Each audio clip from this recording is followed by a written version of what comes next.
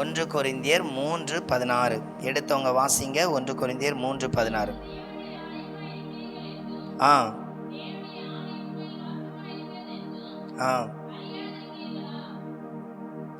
தலைகளை தாழ்த்தி ஜெபிப்போம். ஆண்டவர் நம்மோடு பேசும்படியாக, ஆவியானவர் நம்மோடு இடைக்கும்படியாக கர்த்தர் இந்த நாளிலே வார்த்தை மூலமாய் நம்மோடு பேசும்படி எல்லாரும் ஸ்தோத்திரம் பண்ணுவோம். ஆண்டவரே, மை துதிக்கிறோம். வார்த்தை மூலமாக எங்களோடு பேசுங்க. ஆண்டவருடைய கரங்கள், கிருபைகள் எங்கள் மத்தியில் வெளிப்படட்டும். உங்கள் ரட்சிப்புக்காக, உங்கள் கிருபைக்காக எங்களை ஒப்பு கொடுக்குறோம். கர்த்தாவே, நீர் பேசுகிறவர், எங்களோடு பேசுங்க. உங்கள் ஆசீர்வாதமான வல்லமை எங்கள் மத்தியில் வெளிப்படட்டும். இயேசுவின் நாமத்தில் பிதாவே, ஆமேன். அல்லேலூயா. கூடி வந்திருக்கிற யாவருக்கும் ஆண்டவராகிய இயேசுவின் நாமத்தினாலே அன்பின் வாழ்த்துக்கள். இன்றைக்கு நம்முடைய செய்தியின் தலைப்பு, தேவனுடைய ஆவி உங்களில் வாசமாய் இருக்கிறது. இந்த இடத்துல 3 காரியத்தை பார்க்கலாம். என்ன சொல்லப்படுதுன்னா, நீங்கள் தேவனுடைய ஆலயமாய் இருக்கிறீர்கள், 1. 2வது, தேவனுடைய ஆவி உங்களில் வாசமாய் இருக்கிறது. 3வது காரியம், இதை அறிந்திருக்கிறீர்களா என்கிற ஒரு கேள்விக்குறி. 3 காரியத்தை இந்த வசனம் நமக்கு கற்றுக் கொடுக்கிறது. 1 தேவனுடைய ஆவி, இன்னொன்று தேவனுடைய ஆலயம், 3வது அறிந்திருக்கிறீர்களா. இந்த இடத்துல இன்னைக்கு நம்ம பார்க்க போற ஒரு காரியம் என்ன அப்படின்னா, தேவாலயம். நீங்கள் தேவன் உங்களுக்குள்ளே வாசம் செய்கிற தேவாலயமாய் இருக்கிறீர்கள். இந்த தேவாலயத்தினுடைய ஸ்பெஷல் என்ன, ஒரு சிறப்பு என்ன, இதைத்தான் என்ன பண்ண போறோம், பார்க்க போகிறோம். இயேசு நமக்குள்ள வாசம் செய்கிறவர், இயேசு நம்மை ஆசீர்வதிக்கிறவர், இயேசு நமக்கு நிறைய காரியங்கள் என்ன செய்கிறார், அற்புதங்களை செய்யவும், தேவன் நமக்கு நன்மையானதை கட்டளையிடவும் அவர் என்னவா இருக்கிறாரு, வல்லமை உள்ளவராய் இருக்கிறார். இந்த ஆலயமாக இருக்கிற உங்கள் வாழ்க்கையில் முதலாவது விசுவாசம் வேண்டும். நமக்கு குறை வைப்பதில்லை. அல்லேலூயா. நல்ல கவனிக்கணும். ஒரு ஆலயமாக இருந்தால் அந்த இடத்துக்குள்ள இயேசு இருக்கிற வீட்டில் கண்ணீர் சிந்த வைக்கிறது இல்லை. புரிஞ்சிச்சா உங்களுக்கு? இப்போ ஒரு வீட்டில் ஒரு பெரிய செல்வந்தர் வந்திருக்கிறாரு, அந்த வீட்டில் இருக்கிற நபர் அவர் நேசிக்கிறார் அப்படின்னா என்ன நடக்கும் அப்படின்னா, அந்த வீட்டுக்கு எல்லா உதவியும் செய்வார். அதே போலதான் இயேசு நம்மை நேசிக்கிறார். இயேசு நம்ம வீட்டுக்குள்ள, அதாவது உங்களுக்குள் வாசம் செய்கிறபடியால் அவர் உங்களுக்கு என்ன உதவி செய்கிறார், உங்கள் வீட்டுக்குள்ள கண்ணீர் சிந்த என்ன பண்ணுறதில்ல, வைக்கிறதில்ல. நிறைய வேளைகளில் நம்ம என்ன பார்க்கறதில்ல அப்படின்னா, இயேசு என் வீட்டுக்குள்ளே இருக்கிறாருங்கிற அந்த நினைவு, அதான் சொல்லிருக்கலையா, அறியாது இருக்கிறீர்களா அப்படின்னா என்ன அர்த்தம், இதை நீங்கள் ஏன் கவனிக்கிறதில்ல? உங்கள் வீட்டில் இயேசு இருக்கிறாருன்னு என்ன பண்ணுறதில்ல, கவனிக்கிறதில்ல. நிறைய வேளைகளில் அதை கவனிக்காதனால தான் பாவம் கூட, கோபம் கூட, எரிச்சல் கூட ஈஸியாக என்ன பண்ணிடுவோம், எரிச்சல் அடைஞ்சிரும், கோவப்பட்டுருவோம். ஆனால் இந்த இடத்துல சொல்லியிருக்கு, நான் உங்கள் வீட்டுக்குள்ளே இல்லை, நான் உங்களுக்குள்ளே என்ன பண்ணுறேன், வாசம் செய்கிறேன். தேவனுடைய ஆலயத்தில் என்னெல்லாம் பார்க்கலாம், பிரசன்னத்தை பார்க்கலாம். என்ன பார்க்கலாம், பிரசன்னம். அந்த பிரசன்னம் என்ன தெரியுமா, கவலையோடு ஒருத்தன் அந்த இடத்துக்குள்ள வந்தான் அப்படின்னா கண் இமைக்கும் நேரத்துக்குள்ள ஒரு பெரிய சமாதானம் வந்துடும். என்ன வந்துடும், சமாதானம் வந்துடும். ஒருத்தன் வேதனையோடு துக்கத்தோடு இருக்கிறான்டா, அவனுக்குள்ள ஒரு பெரிய மகிழ்ச்சி வந்துடும். இதுதான் தேவனுடைய ஆலயத்தில் இருக்கிற ஒரு சிறப்பான ஆசீர்வாதம். அப்ப கவனிச்சு பாருங்க, இங்க ஆண்டவர் உங்களுக்கு அந்த ஆசீர்வாதத்தை என்ன பண்ணுகிறார், கட்டளையிடுகிறார். அந்த ஆசீர்வாதத்தை உங்களுக்கு என்ன பண்ணுகிறார், கொடுக்கிறவராக இருக்கிறார். அதனால தான் வசனம் என்ன சொல்லுது பாருங்க, நீங்கள் தேவனுடைய ஆலயம். தேவனுடைய ஆலயத்துக்குள்ள போனா முதல்ல நமக்கு நடக்கிற நன்மைகள் என்ன, எப்போதும் ஸ்தோத்திரம் பண்ணி கொண்டு இருப்போம். நம்ம கவலைகளையோ கஷ்டங்களையோ இயேசுகிட்ட ஷேர் பண்ண என்ன பண்ணுவோம், பிரயாசப்படுவோம். இதுதான் தேவனுடைய ஆலயமாக இருக்கிறதுக்கு அடையாளம். இந்த ஸ்தோத்திர பலிகளும் இயேசுகிட்ட கஷ்டங்களை ஷேர் பண்ணுகிற ஒரு எண்ணம் நமக்குள்ள காணாம அப்படி ஒரு மந்தமாக இருக்குன்னா ஆலயம் அடைக்கப்பட்டிருக்கு. ஆலயம் எப்படி இருக்குது, அடைக்கப்பட்டிருக்கு. நமக்குள்ள இருக்கிற தேவன் வாசம் செய்கிற, இல்லை தேவன் கூட இருக்கிறார்னு நினைக்கிற அந்த இடம் பூட்டி கிடக்கு. பூட்டி கிடந்தாலே எப்படி தான் இருக்கும், அந்த இடத்துக்குள்ளே போய் ஜோம்னு தோணாது. இப்போ நம்ம ஒரு சர்ச்சு பக்கத்தில் போகிறோம், ஆல்ரெடி கவலை துக்கத்தில் இருக்கிறோன்னு வைங்களேன், அந்த ஆலயம் பூட்டி கிடக்கு அப்படின்னா நம்ம அதில் என்ன பண்ண மாட்டோம், எட்டி பார்க்கணும், இல்லை ஜோம்னு தோணாது. அதுவே திறந்திருக்கிற ஆலயத்துக்குள்ளே நின்னாலே நம்ம கஷ்டத்தை உடனே ஷேர் பண்ணிடணும், இயேசுகிட்ட உடனே துக்கத்தை என்ன பண்ணிடணும், சொல்லிடணுங்கிறத என்ன பண்ணுவோம், விரும்புவோம். அப்போ இதுதான் நம்மகிட்ட ஆண்டவர் எதிர்பார்க்குறார். இன்னைக்கு உங்களுக்கு அப்படிப்பட்ட ஸ்தோத்திர பலிகளும் அப்படிப்பட்ட துதி பலிகளும் காணப்படலை அப்படின்னா உங்கள் ஆலயத்தை என்ன பண்ணலை, திறக்கலை. உங்கள் ஆலயத்தை என்ன பண்ணுறீங்க, பூட்டி போட்ட நிலையில் வச்சுருக்கிறீங்க. இதைத்தான் ஆண்டவர் சொல்லுகிறார், நீங்கள் ஆலயம். நீங்கள் யாராக இருக்கிறீங்க, ஆலயமாக இருக்கிறீங்க. ஆலயத்தில் இருக்கிற அடுத்த சிறப்பு என்ன, ஆலயத்தில் இருக்கிற அடுத்த சிறப்பு என்ன அப்படின்னா, ஆலயத்தில் இன்னும் நிறைய நன்மைகள் உண்டு. ஆலயத்தில் இன்னும் நிறைய நன்மைகள் உண்டு. 2வது நன்மை என்ன, ஒரு மனிதன் தேவ ஆலயமாக இருந்தால் ஒன்று அவன் ஜெபிக்கணும், ஜெபிக்கலன்னா அது என்ன பண்ணியிருக்கு, போட்டி போட்டிருக்கு. 2வது அவனுடைய அந்த ஆலயம் திறக்கவோ, அந்த ஆலயத்தை திறக்கிற தன்மை என்ன காணப்படும் அப்படின்னா, அவன் ஆலயத்தை எப்போதும் சுத்தமாக வச்சிருப்பான். எப்படி வச்சிருப்பான்? சுத்தமாக வச்சிருப்பான். இது ஆலயத்தினுடைய அடுத்த பகுதி. பூட்டி இருக்கணும், இல்லைன்னா திறந்திருக்கிற பகுதியில் அவன் என்ன பண்ணணும்? சுத்தமாக வச்சிருக்கிற ஒரு பகுதி வேணும். அப்போ சுத்தமாக இருக்கிறதுக்கு அவன் என்ன பண்ணுறவனாய் காணப்படணும்? ஆலயத்தில் அவன் சுத்தமாக இருக்கிறதுக்கு இல்லை, ஆலயத்தை அவன் திறந்து வைத்து அதை சுத்தம் பண்ணுவதற்கு என்ன பண்ணணும் அப்படின்னா, ஆண்டவர் மேலே நம்பிக்கை வைக்கணும். இன்றைக்கி நிறைய வேலைகளில் மறுபடியும் சொல்கிறேன், சிலர் சின்ன சின்ன காரியம் கூட நம்மளை அப்படியே முடக்க பண்ணிடும். அதனால தான் உலகத்தில் ஒரு பழமொழி உண்டு, கல்லடிபட்டாலும் என்ன அடிபடக்கூடாது? சொல்லடிபடக்கூடாது. அது அது அது வந்த உடனே நம்ம அப்படியே என்ன பண்ணிடுவோம்? உடஞ்சி போயிடுவோம், விழுந்துருவோம். ஏன்னா இப்படி ஒரு காரியத்தை, இப்படி ஒரு சூழ்நிலை என்ன பண்ணிட்டாங்க, செய்துட்டாங்க. அப்போ நல்ல கவனிங்க, இதைத்தான் அந்த இடத்துல சொல்லப்பட்டிருக்கு. ஆலயம் சுத்தப்படாத சூழ்நிலைகள், யாரோ ஒருவர் பேசின காரியங்கள் மனதுக்குள்ள வந்த உடனே அந்த ஆலயம் முழுவதும் டல்னஸ் ஆகுது, ஆலயத்தில் சோறு உண்டாகுது, ஆலயத்தை ஜெபிக்க தோணலை, ஆலயம் அடைச்சிருந்தால் அதை திறக்க கூட என்ன பண்ணாது, தோணாது. இது மனதளவில் பாடுபடுகிற ஒரு பாடாக இருக்கிறது. ரெண்டாவது காரியம். மூணாவது காரியம், ஆலயம் திறந்திருந்துட்டு ஆலயத்தில் தேவையில்லாததை கொண்டு வச்சோம் அப்படின்னா அந்த காரியத்தினுடைய ஆதிக்கம் அதிகமாக இருக்கும். சில இடத்துல பாருங்க, தேவையில்லாத காரியங்கள் அப்படின்னு என்ன அர்த்தம்? ஆலயம் தேவனை மகிமைப்படுத்தக்கூடாதபடி. சிலருக்கு வேலையே ஒரே பிஸியாக இருக்கும், சிலருக்கு குடும்ப காரியங்களே ஒரே பிஸியாக இருக்கும், படிப்பு ரீதியாக ரொம்ப பிஸியாக இருப்பாங்க. அதனால் அந்த ஆலயத்தை என்ன பண்ணிடுவாங்க, வேற எதெல்லாமோ தூக்கி வச்சு வச்சு வச்சு வச்சு அதை அப்படியே என்ன பண்ணிடுவாங்க. முன்னாலெல்லாம் ஒரு நாடகம் போடுவாங்க, கிறிஸ்மஸ் நாட்கள் ஆனால் அப்படி ஒரு நாடகம் போடுவாங்க, அதை பார்த்துருப்பீங்க. எப்படி தெரியுமா? ஒரு பிறந்தநாள் வீட்டுக்கு இயேசு வந்திருப்பார், அப்படி ஒரு ட்ரெஸ்ஸை போட்டு என்ன பண்ணியிருப்பாங்க, ஒருத்தர் வச்சுருக்கோம், அவரை கொண்டு ஒரு சேரில் உட்கார வச்சுருப்பாங்க. அடுத்தாப்பில் கொஞ்ச நேரம் கழித்து பார்த்தீங்க அப்படின்னா இன்னொருத்தர் வருவார், இயேசு அடுத்த சேரில் போய் உட்காந்துருப்பார். நேரம் தாண்ட தாண்ட தாண்ட தாண்ட தாண்ட இயேசுக்கு அங்கே சேரே இருக்காது, இயேசு அடுத்த வழியோடு இறங்கி போயிடுவார். இப்படி ஒரு நாடகம் இருக்கும். அப்படின்னா எதுக்காக அதை வச்சுருப்பாங்க, எதுக்காக அந்த காரியத்தை எதும்பாங்கன்னா, நீ இயேசுக்கு இடம் கொடுத்த பிறகு இன்னொரு நபரையோ இன்னொரு காரியத்தையும் நீ உள்ளே கொண்டு வர வர வர என்ன ஆகும்னா இயேசு வெளியே போயிடுவார். நான் சொல்கிற புரியுதா? இப்போ அப்படியே நீங்கள் உங்கள் வாழ்க்கையை கவனித்து பாருங்கள். நான் தேவனுடைய ஆலயம். எதை உள்ள அதிகமாக வச்சுருக்கிறீங்க, எதை உள்ள அதிகமாக வச்சுருக்கிறீங்களோ அது ஆண்டவரை வெளியே கொண்டு போகும். நிறைய வேளைகளில் நம்ம கண்ணீர் மாறலை, பிரச்சனை மாறலை, போராட்டம் மாறலை, என் துக்கம் மாறலைன்னு நம்ம சோர்ந்து போகிற ஒரு பாத்திரமாக இருக்கிறோம். அந்த ஆலயத்துக்குள்ளே 3 காரியம். ஒன்று ஆலயத்தை அடைச்சி போட்டிருக்கிற அனுபவம். ரெண்டாவது, ஆலயத்தை சுத்தம் பண்ணலை. சிலருடைய வார்த்தைகள், அதை நான் சொன்னேன், பெருசு பெருசெல்லாம் வேண்டாம், சின்ன காரியம் நம்ம காதில் கேட்கும் பொழுதே அப்படியே டவுன் ஆகி ஜெபிக்கிறது என்ன பண்ணிடுவோம், இழந்துருவோம். ஒன்று. மூன்றாவது காரியம், தேவன் இருக்க வேண்டிய ஸ்தானத்தில் அநேக காரியங்களை என்ன பண்ணுறது, வைக்கிறது. சில நபர்கள்ட்ட இப்படி எல்லாம் இருக்கும், ஏதோ ஒரு பொருள் வாங்கியிருப்பாங்க, அது ரொம்ப கஷ்டப்பட்டு வாங்கியிருப்பாங்க.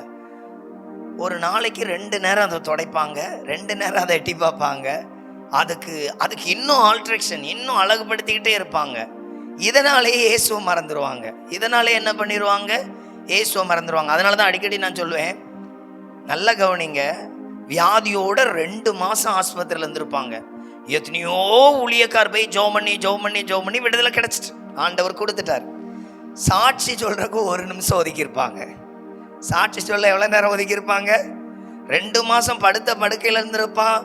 அவனுக்கே பாதி நாள் சொல்லியிருக்கோம், நாளைக்கே நம்ம செத்து போவோம். ஆனால் சாட்சி சொல்றதுக்கு எவ்வளோ நேரம் தான் ஒதுக்கியிருப்பவ? 2 நிமிஷம். கர்த்தருடைய பரிசுத்த நாமம் மகிமைப்படுவதாக.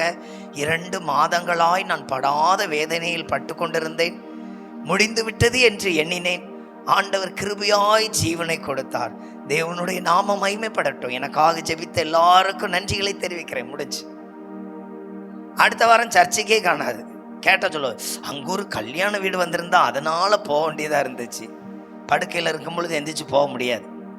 அப்போ ஒரே சோத்திரம் தான், ஆண்டவரே இறங்குங்க, ஆண்டவரே இறங்குங்க, ஆண்டவரே இறங்குங்க, என் கண்ணீரை காண்பீராக அப்படின்னு என்ன பண்ணுவோம், ஒரே ஒழுக்கு தான். பைபிள் பார்த்தீங்கன்னா பக்கத்துலேயே இருக்கும், பைபிள் போயிருக்கவே செய்யாது. நல்ல ஆனவரும் பைபிளை தேடினா கூட கிடைக்காது. அப்போ காரணம் என்ன?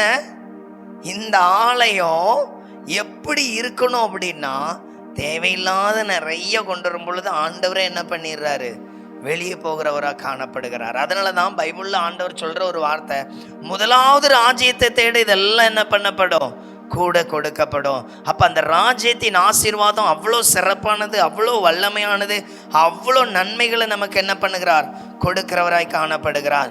அப்போ இந்த ஆலயம் இன்னைக்கு உங்கள் வாழ்க்கையில் என்ன இருக்குது? ஒன்று, அந்த ஆலயம் தேவனுக்கு ஏற்றவாறு காணப்படாதபடி பூட்டி போட்டிருக்கிறீங்களா? அதனால தான் சொன்னேன், பூட்டி போட்டிருக்கிற அனுபவம்னு என்னது? சர்ச்சுக்குள்ளே போனோடனே ஒரு மைண்ட் தோணும் இல்லையா? ஸ்தோத்திரம் பண்ணிக்கிட்டே இருப்போம், ஏதாவது ஒரு பாட்டை முணுமுணுத்துக்கிட்டே இருப்போம். இது ஆலயத்தின் அடையாளம். எதுவுமே இல்லாமல் அப்படியே கடவுளே தேடாமல் வேற ஒரு டென்ஷன், வேற ஒரு ப்ரெஷரில் ஓடிக்கிட்டே இருந்தால் ஆலயம் என்ன பண்ணியிருக்கு? அடைச்சி போட்டிருக்கு. ஆலயம் என்ன பண்ணியிருக்கு? அடைச்சி போட்டிருக்கு. இந்த ஆலயம் அடைச்சி போட்டுக்கிட்டு சில ஆட்கள் வெளியே சொல்லுவாங்க, எவ்வளோ பாடுபடுறோம் தெரியுமா? அவர்கிட்ட திறந்து கேட்டால் கொடுத்துருப்பாரு, ஆனால் அதை கேட்காமலே ஊர் பூரம் சொல்ல, எங்கள் கஷ்டம் போல் யாருக்குமே கஷ்டம் வந்ததில்லை. சில ஆட்கள் இப்படியே சொல்லுவாங்க, எத்தனை வருஷமாக கஷ்டப்பட்டுட்டு இருக்கிறோம் தெரியுமா, ஒரு முன்னேற்றம் காணல. ஆனால் வசனம் அப்படி சொல்லுதா? தேவனால் கூடாத காரியம். ஆலயத்தை திறந்தாதானே அந்த சத்தம் கேட்கும், திறக்காமலே வச்சுக்கிட்டு எப்படி? இது அதாவது உலகத்தில் சொல்லுவாங்க, ஒரு மனிதன் நன்மை பெறக்கு அந்த மரத்து பக்கத்துல என்னன்னா மேலே தான் எல்லா பழமும் கிடக்கு. ஆனால் அவன் மேலே எட்டி பார்க்காதனாலேயே தரையை பார்த்தே அழுதானா, செத்து போவேன் செத்து போவேன் செத்து போவேன் செத்து போவேன் செத்து போவேன்னு. கடைசியில் மரத்துலேருந்து ஒரு பழம் விழுந்த பார்த்து அதிர்ச்சியிலே செத்து போயிட்டானான். இவ்வளோ நேரம் தலைக்கு மேலே தான் இருந்துச்சு, கீழே இவ்வளோ நேரம் அவனோட என்னென்ன மேலே பார்க்கவே இல்லை. அதனால தான் கிறிஸ்து தம்முடைய பிள்ளைகளை ஆட்டுக்கொப்பா சொல்லுவார். ஆடு எப்படி மேயும் தெரியுமா? ஒரு கொலையை கட்டி போட்டால் அப்படி மேலே பார்த்து என்ன பண்ணும், இதுங்க. அதை கொலையை கட்டி கீழே போட மாட்டோம். ஏன்னா அது கீழே விழுந்து அது ஏதாவது அழுக்குப்பட்டு இதாகிட்டுன்னா அதுக்கப்புறம் அது என்ன பண்ணாது, திங்காது. அது பர்ஃபெக்டாக இருந்தால் என்ன பண்ணோம். இதுதான் ஒரு ஆடோடைய தன்மை. அப்போ நல்ல கவனிங்க, இன்னைக்கு இந்த ஆலயத்தை நீங்கள் எப்படி பலப்படுத்த, பயன்படுத்த, ஆயத்தப்படுத்த விரும்புகிறீங்க? உங்கள் ஆலயம் அவ்வளோ அழகாக இருக்க ஆண்டவர் விரும்புகிறார். உங்கள் ஆலயம் அவ்வளோ ஆசீர்வாதமாக இருக்க விரும்புகிறார். அப்படி நீங்கள் மாற்றும் பொழுது உங்கள் வீட்டில் நிறைய வேலைகளில் ஆசீர்வாதம் பெருக பண்ணுவார். தேவைகள் பூர்ணமாய் சந்திக்கப்படும். எப்போதும் அந்த ஆசீர்வாதத்தில் நிரப்பப்பட்ட நிலையை பார்ப்பீங்க. அப்போ இன்னைக்கு அந்த ஆசீர்வாதம் நிரப்பப்படாததுக்கு காரணமே இன்னைக்கு நம்ம எப்படி இருக்கிறோம், குறை. அந்த ஆலயம் பூட்டப்பட்ட நிலை. ரெண்டாவது, தேவையில்லாத யார் யாரெல்லாமோ சொல்கிற கவலைகளை மனசுக்குள்ளே என்ன பண்ணுறோம், வச்சுட்டே இருக்கிறோம். கவலையை வைக்கிறதுனால மாற்றம் கிடைக்காதுன்னா கிடைக்கவே கிடைக்காது. ஆனால் என்ன பண்ணியிருக்கிறோம், உள்ளே தான் வச்சிட்ருக்குறோம். இந்த கவலை ஒரு ஆசிட்டை போல். நல்லா கவனித்து பாருங்கள். ஒரு தக்காளி எல்லா தக்காளியும், இந்த அழுகுன தக்காளி எல்லாத்தையும் கெடுக்கிற போல் அப்படி நம்மளை விழத்தள்ளும். ஆனாலும் நம்ம மறுபடியும் எதுக்கு தான் இடம் கொடுக்குறோம்? அதுக்கு இடம் கொடுத்தே விழுந்து போனவர்களாய் காணப்படுகிறோம். அதனால தான் ஆண்டவர் இன்னைக்கு கொடுத்துருக்கிற வார்த்தை, உங்கள் ஆலயத்தை என்ன பண்ணுங்க, சரி செய்யுங்க. அப்போ ஆலயத்தை முதல்ல திறக்கணும். ஆலயத்தை நம்ம என்ன பண்ணணும், திறக்கணும். இதுக்கு நம்ம எப்படி இருக்கணும்? எடுத்து வாசிங்க. அப்போஸ்தலர் 16வது அதிகாரம்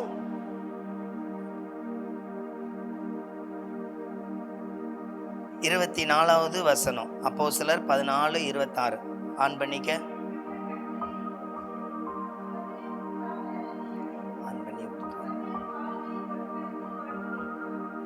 இந்த இடத்துல சொல்லப்பட்டிருக்கிற வார்த்தையை கவனிக்கணும். எப்படி இருக்கு அப்படின்னா, அவர்களுடைய அந்த வாழ்க்கை இல்லை, அந்த வாழ்க்கையினுடைய தரத்தை பார்த்தீங்க அப்படின்னா கட்டப்பட்ட நிலையில தான் இருக்குது. அந்த சூழ்நிலை எப்படி இருக்குது, கட்டப்பட்ட சூழ்நிலையில தான் இருக்குது. இந்த கட்டப்பட்ட சூழ்நிலையில் இருக்கிற அந்த பிள்ளைகள் இல்லை, அந்த சூழ்நிலையில் இருக்கிற அந்த 2 ஊழியர்களும் அந்த சூழ்நிலையை ஜெயிக்கிறாங்க. அந்த சூழ்நிலை என்ன பண்ணுறாங்க, ஜெயிக்கிறாங்க. எப்படி தெரியுமா, அந்த நிலையில் அழகாக ஜெபம் பண்ணுறாங்க. நான் சொல்கிற புரிஞ்சிச்சா? இப்போ நமக்கு யாரோ ஒரு ஆள் காயப்படுத்திட்டாங்க இல்லை கஷ்டப்படுத்திட்டாங்கனாலே உடனே முடங்கிடுவோம். ஒன்றும் வேண்டாம், தலைவலி ஓவரானாலே ஜெபம் பண்ண மாட்டோம். என்ன அதிகமான ஜெபம் பண்ண மாட்டோம், தலைவலி அதிகமான ஜெபம் பண்ண மாட்டோம்.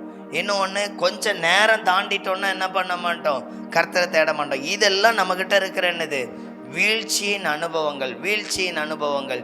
யோசித்து பாருங்க, நிறைய வேளைகளில் இப்படிப்பட்ட காரியங்கள் நம்ம வாழ்க்கையில் என்ன பண்ணோம், நடக்கும். ஆனால் இந்த இடத்துல பவுலும் சீலாவும் என்ன பண்ணுறாங்க, அவர்கள் அந்த இடத்துல சொல்லப்பட்டிருக்கு, அவன் இப்படிப்பட்ட கட்டளைகளை பெற்று அவர்களை உட்காவல் அறையிலே அடைத்து அவர்கள் கால்களை தொழுமரத்தில் மாட்டி வைத்தான். இப்போ இவங்க ஒரு பயங்கரமான அட்டி வாங்கி என்ன பண்ணியிருக்கிறாங்க, இங்கிருந்து இவங்க ஜெபம் பண்ணுவாங்க. இவங்க ஜெபம் பண்ணும் பொழுது தொழு மரம்லாம் தெரிச்சிரும். அதை அப்படியே கற்பனை பண்ணி பாருங்க. அவங்களால அசையக்கூடாத ஒரு லாக்கில் இருக்கிறாங்க. இவங்க போடுற ஜெப சத்தத்தில் எல்லாம் தெரிச்சிடும். அது இவங்கள்ட்ட மட்டும் கட்டவிழ்க்கப்படாது, ஜெயிலில் இருந்த அவ்வளோ பேருடைய கதவு சங்கிலி எல்லாம் என்ன பண்ணிடும், விழுந்துடும். இன்னைக்கு இந்த இந்த மாதிரி ஒரு ஜெபம் நம்ம வாழ்க்கையில் காணப்படுதா? நம்ம ஒரு தலைவலியில் இருக்கிறோம், தலைவலி தாங்கவே முடியல. இந்த தலைவலியில் எவ்வளோ நேரம் ஜெபம் பண்ணுறோம்? உண்மையில் நான் செல்ல அப்படி கூட்டத்திலலாம் மாட்டியிருக்கிறேன். சில கூட்டத்துக்கு போயிருப்பேன், காலையில் சர்ச்சில் முடிச்சுட்டு அங்கே எங்கேயும் தூங்க வசதி இருக்காது, அப்படியே தூக்கம் வரும். அது ஏன்னா யாருமே பழக்கம் பண்ணாங்களா? சில சர்ச்சில் மத்தியானம் ஒத்தையில் சர்ச்சில் இருப்பேன், அப்படியே இருந்து தூங்கக்கூடாதுன்னு அங்கங்கே நடந்து ஜோம் பண்ணி டயர்டாகி கரெக்டாக 4 மணிக்கு தூங்கியிருப்பேன். திடீர்னு வந்து பாட்டு போடுறேன்னு ஐயோ நேரம் ஆயிடுச்சு பொழுதுன்னு அந்த ஸ்பீடில் எந்திரிச்ச உடனே தலைவலி வந்துடும். இப்போ தலைவலி அப்படி கொள்ளுன்னு கொள்ளும். இப்போ தலைவலியில் தான் பிரசங்கமே பண்ணணும், தலைவலியோடு தான் என்ன பண்ணணும். கொஞ்ச நேரத்துக்கு கஷ்டமாக இருக்கும், ஆனால் நேரம் தாண்ட எப்படி இருக்கும் தெரியுமா? இந்த வழி தெரியாத அளவுக்கு ஆண்டவர் என்ன பண்ணுவார், ஒரு கிருபை செய்வார். புரியுதா? நம்ம வாழ்க்கையில் நிறைய தடைகள் நமக்கு காணப்படும், அதை ஆண்டவர் என்ன பண்ணுவார், மாற்றுவார். அதனால தான் அந்த வசனம் போட்டிருக்கு, அவ்வளோ ஸ்ட்ராங்காக கட்டி வச்சும் இவங்க பண்ண ஜெபம் ஒரு பெரிய விடுதலை என்ன பண்ணுச்சு, கொடுத்துச்சு. அப்போ உங்கள் வாழ்க்கையில் ஏன் விடுதலை உண்டாகலை, ஏன் மாற்றம் கிடைக்கல, ஏன் அந்த ஆசீர்வாதம் உண்டாகலை அப்படின்னா, நம்மக்கிட்ட சொல்லப்பட்டிருக்கிற ஒரு சூழ்நிலை இல்லை, நம்மக்கிட்ட கேட்கப்பட்டிருக்கிற ஒரு காரியம் நம்மக்கிட்ட ஏன் அந்த சூழ்நிலை வெளிப்படுது, ஏன் அந்த மாதிரி ஒரு சூழ்நிலையில் இருக்கிறோம் அப்படின்னா நல்லா கவனிக்கணும். இயேசு நமக்கு ஒரு பெரிய அற்புதத்தை செய்ய எப்படி இருக்கிறாரு, வல்லமை உள்ளவராக இருக்கிறாரு. ஆனால் நம்ம ஜெபம் பண்ணுறதுல என்ன பண்ணிடுவோம், அதான் சொன்னேன் இல்லையா, அடைக்கப்பட்ட நிலையாய் காணப்பட்டால் ஜெபம் பண்ணாமல் அப்படியே என்ன பண்ணிடுவோம், உட்காந்துரும். அப்போ உங்கள் சபை, அதாவது உங்கள் இருதயமாகிய ஆலயம் ஜெபம் பண்ணுறதுக்கு எவ்வளோ நேரம் கொடுக்குது? ஜெபம் மாற்றத்தை கொண்டு வரும், ஜெபம் அற்புதத்தை செய்யும். ஜெபம் பண்ணலைன்னா என்ன பண்ணிடுவோம், அந்த நாளே ஆசீர்வாதமாக இருக்காது. அந்த நாளில் மகிழ்ச்சியாக இருக்கனாலே ஜெபம் இருந்துக்கிட்டே இருக்கணும். இதுதான் தேவன் நமக்கு தர்ற ஒரு, அதான் நான் வாசம் செய்கிற ஆலயம் அப்படின்னா அந்த ஜெபம் எனக்குள்ள இருக்கிற வழியை மாற்றும். எனக்கு இன்னைக்கு ஒரு பெரிய இக்கட்டு இருக்கும், அந்த இக்கட்டு மாறும். இது ஜெபத்தில் மட்டும்தான் நடக்குமே தவிர வேற எதுலேயும் என்ன பண்ணாது, நடக்காது. அப்போ இதுக்கு எவ்வளோ முக்கியத்துவம் கொடுக்குறீங்க? இந்த பவுலும் சீலாவும் ஜெபிக்கிற அதை அப்படியே கற்பனை பண்ணி பாருங்க. இவங்க ஒரு ஸ்தோத்திரம் சொல்லும் பொழுது அதில் ஒரு சங்கிலி என்ன பண்ணியிருக்கோம், இவங்க பயங்கரமாக துதிக்கும் பொழுது ஆவியில் நிரப்பப்பட்டிருப்பாங்க. அவங்க கட்டுகள் எல்லாம் என்ன பண்ணியிருக்கோம், இது அவங்க கண்கூட பார்த்துருப்பாங்க. அடுத்தது அந்த அறையில் இருக்கிற எல்லாருடைய கட்டுகளை என்ன பண்ணியிருக்கோம், அவிழ்க்கப்பட்டிருக்கோம். அது எவ்வளோ பெரிய சந்தோஷமாக இருந்திருக்கும். கேட்ட அத்தனை பேரும் ரட்சிக்கப்பட்டான, கேட்ட அத்தனை பேரும் மனம் திரும்பிட்டான. அவ்வளோ பேருக்குள்ளேயும் ஒரு பெரிய மாற்றம் தெரியுமா? சங்கிலியால் கட்டுனதுக்கு ரீசன் என்னது, சங்கிலியால் கட்டலைன்னா என்ன பண்ணிடுவானே, ஓடிடுவானே. இப்போ கட்டுனதுனால ஓட மாட்டானே. இப்போ கட்டு அவிழ்க்கப்பட்டாச்சு, அவனை எங்கே என்ன பண்ணலை, ஓடவே இல்லை. இதுதான் மன மாற்றம். அந்த மனம் என்ன பண்ணிட்டு மாறிட்டு அந்த இடத்துக்குள்ளே அவனை என்ன பண்ணுறான, கட்டளைக்குள்ளே உள்ளே இருக்கிறானு.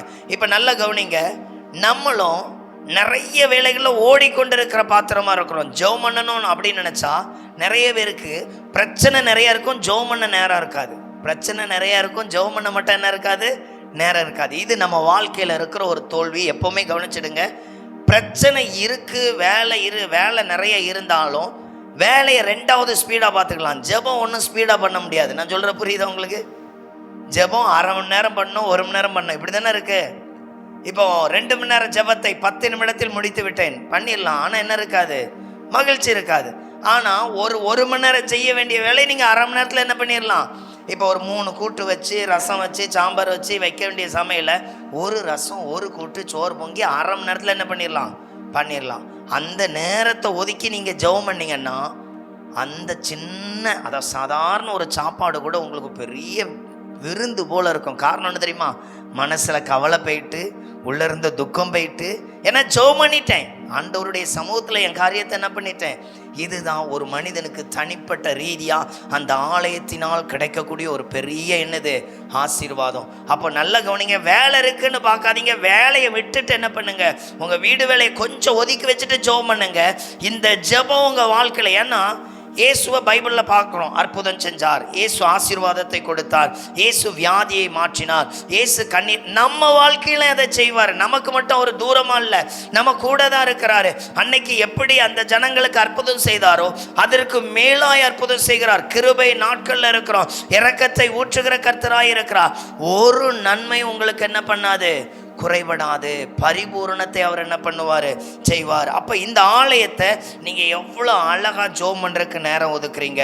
அடுத்தது இந்த ஜெபம் பண்ணும் பொழுது நடக்கிற அடுத்த மாற்றத்தை பார்க்க போகிறோம். எடுத்து வாசிங்க, அப்போஸ்தலர் 3வது அதிகாரம் 1வது வசனம். ஜெப வேளையாகிய 9ஆம் மணி நேரத்திலே பேதுருவும் யோவானும் தேவாலயத்துக்கு போனார்கள்.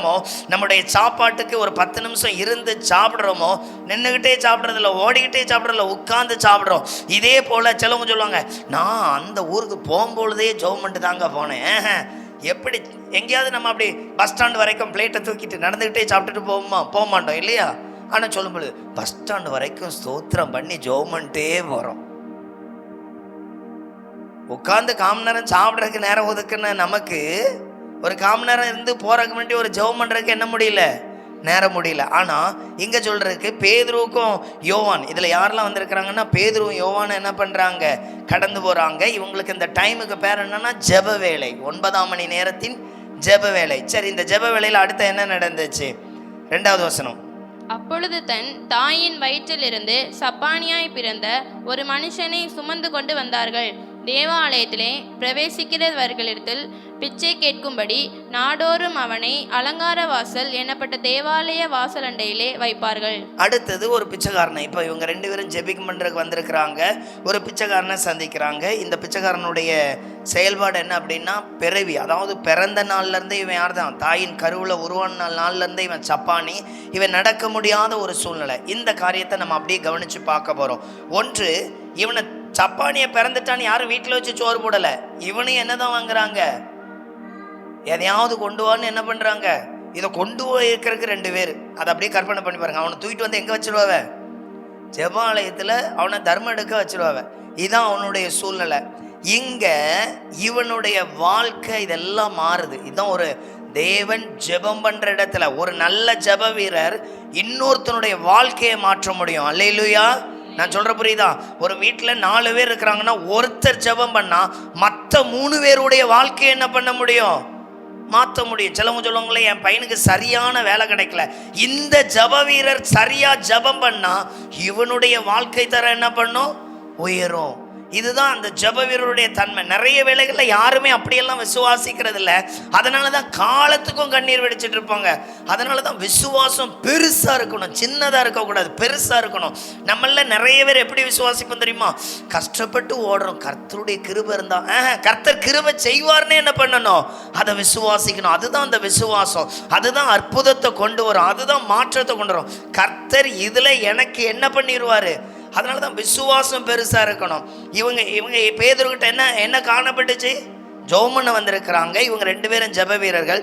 இந்த ஜெப வீரர்கள் ஒருவனுடைய வாழ்க்கை தரத்தை என்ன பண்ணுறாங்க, மாற்றுகிறாங்க. இதுதான் ஜெபத்தில் நடக்கக்கூடிய ஒரு தன்மை. ஒரு ஆலயமானது சரியாய் ஜெபிக்க ஆரம்பித்தா அந்த வீட்டுக்குள்ளே இருக்கிற எல்லாருடைய வாழ்க்கை என்ன பண்ணும். இதை அப்படியே கற்பனை பண்ணி பாருங்கள். நீங்களும் அந்த ஆலயத்தில் இருக்கிறீங்க, பேதுருவும் வர்றாரு. அப்படியே நல்லா கவனிச்சு பாருங்கள். பேதுரு எப்படி நீண்ட அங்கிலாம் கொடுத்துருக்க மாட்டார். யூதர்களுடைய வரலாறு படி பேதுருடைய அங்கி எப்படி இருக்கும்னா ஒரு முட்டிக்கு கீழே இருக்கும். இன்னைக்கு சொல்ல போனால் 5ஆம் கிளாஸ் பிள்ளைக்கு 3ஆம் கிளாஸில் வாங்கின ஃப்ராக்கை போட்டு விட்டிங்கன்னா எப்படி இருந்திருக்கும்? அப்படி தான் இருந்திருக்கும். அதில் ஒரு வார்க்கச்சை போட்டு என்ன பண்ணியிருப்பார், கட்டிட்டு என்ன பண்ணியிருப்பார். நம்ம கையில் பைபிள் இருக்குது, அங்கே ஒருட்ட பைபிள் இருக்காது. ஆலயத்துக்குள்ளே போனால் தோல் சுருள் இருக்கும். இவங்க 2 பேரும் என்ன பண்ணியிருப்பாவ, அப்படின்னு நடந்து போயிருப்பாவ. ஏதாவது பேசிட்டு போயிருக்கலாம். இல்லை ஆண்டவர் கொடுத்த வெளிப்பாடை யோவான் என்ன பண்ணியிருப்பார், நேற்றுக்கு ஆண்டவர் இப்படி ஒரு வெளிப்பாடு கொடுத்தாரு, அடுத்தது எனக்கு இப்படியெல்லாம் திட்டம் இருக்குதான், நான் இப்படியெல்லாம் எழுத போகிறேன், அப்படியெல்லாம் பேசிட்டு என்ன பண்ணியிருப்பாங்க. இன்றைக்கி நம்மக்கிட்ட நிறைய பேசுகிறார் இல்லையா, அன்றைக்கி எவ்வளோ பேசியிருப்பார். அப்போ அப்படியே பேசிக்கிட்டே என்ன பண்ணுறாங்க, போயிட்டே இருக்கிறாங்க. போகிற வெளில இந்த பிச்சைக்காரன் ஐயா ஐயா ஐயானோன்னு இவங்க 2 பேரையும் ஆல்ரெடி இவனுக்கு என்ன பண்ணியிருக்கணும், ஒன்று நன்கு தெரிந்திருக்கணும், இவர்கள் பிரபலமான ஆட்கள்னு. எல்லாரையும் போல இவங்கிட்ட ஏதாவது இன்றைக்கி என்ன பண்ணோம், நிறைய கொண்டு வந்திருப்பான். மனதுருகிற மகன் கட்டாயம் கொடுப்பான்னு சொல்லி என்ன பண்ணியிருக்கலாம், கேட்டிருக்கலாம். ஆனால் இவன் அங்கே என்ன கொடுத்தான்னா வாழ்க்கையை மாற்றினான். நம்மள நிறைய பேர் பண உதவி பண்ணுவோம், வாழ்க்கை தரத்தை உயர்த்துறதுக்கு விரும்பவே. பண உதவி பண்ணுறது ரொம்ப ஈஸி, வாழ்க்கை தரத்தை உயர்த்துறது தான் என்னது.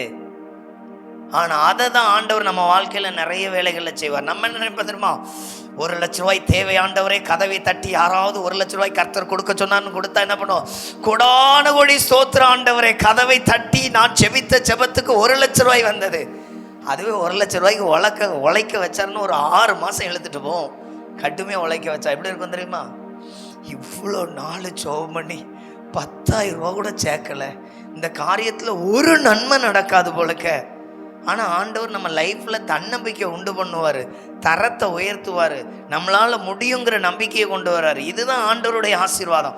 ஒருவேளை பேதுருவும் அவனும், அப்பா இந்தாப்பா என்கிட்ட ஒரு 2 வெள்ளி காசு இருக்குது, உடனே அவன் என்கிட்ட 3 இருக்குப்பா, 5 வச்சுக்க, இன்னைக்கு உனக்கு சாப்பாடு திருப்தியாக என்ன பண்ணு, இப்படி சொல்லிட்டு போயிருந்தா என்ன ஆயிருக்கும், ஒன்றுமே இருக்காது. அவன் நாளைக்கு மறுபடியும் 2 பேர் தூக்கிட்டு வந்து எங்கே உட்கார வச்சுருப்பானே, மறுபடியும் ஐயா.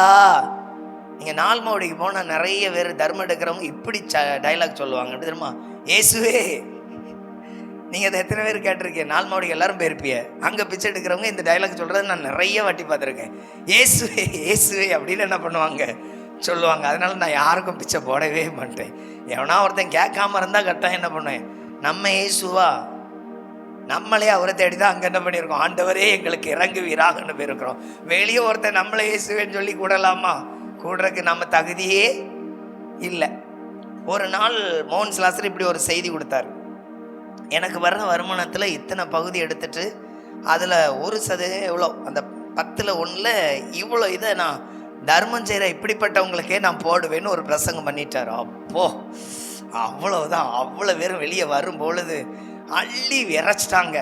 வெளியிருந்து பிச்சைக்காரனுக்கு செய்தி கேட்டுச்சோ தெரியாது, அன்னைக்கு அவ்வளோ பிச்சைக்காரன் தட்டிலையும் ஒரே 10 ரூபா நோட்டு 50 ரூபா நோட்டு 10 ரூபா நோட்டா குவிஞ்சிட்டு. அப்பப்போ ஒரு பிரசங்கம் அன்னைக்கு அவ்வளோ பேரே பணக்காராக்கிட்டு. ஒரு 10 நிமிஷத்தில் அவ்வளோ பேர் தட்டை என்ன பண்ணிட்டு, ஏன்னா அங்கே நிறைய பேர் இருப்பாங்க, கிட்டத்தட்ட கணக்கில்லாமல் இருப்பாங்க.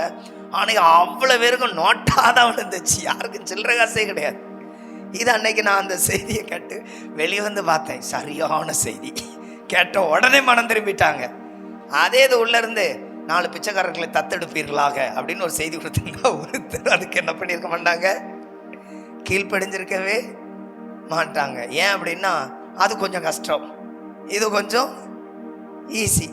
அப்போ புரிஞ்சிச்சு அவங்களுக்கு. அப்போ அந்த இடத்துல அவர்களுடைய வாழ்க்கை தரம். அதனால தான் ஒரு குடும்பத்தில் ஒருவன் நல்லா ஜெபம் பண்ணா அந்த குடும்பம் முழுவதுமே மாற்றத்தை பார்க்கும், குடும்பம் முழுவதுமே என்ன பண்ணும், அந்த எழுப்புதலை பார்க்கும். ஆனால் நம்ம அப்படிப்பட்ட ஒரு செயல்பாட்டுக்குள்ளே வர்றதில்ல, அதற்காக பிரயாசப்பட்டு அதிகமாக ஜெபிக்கிறதில்ல, மன்றாடுறதில்ல.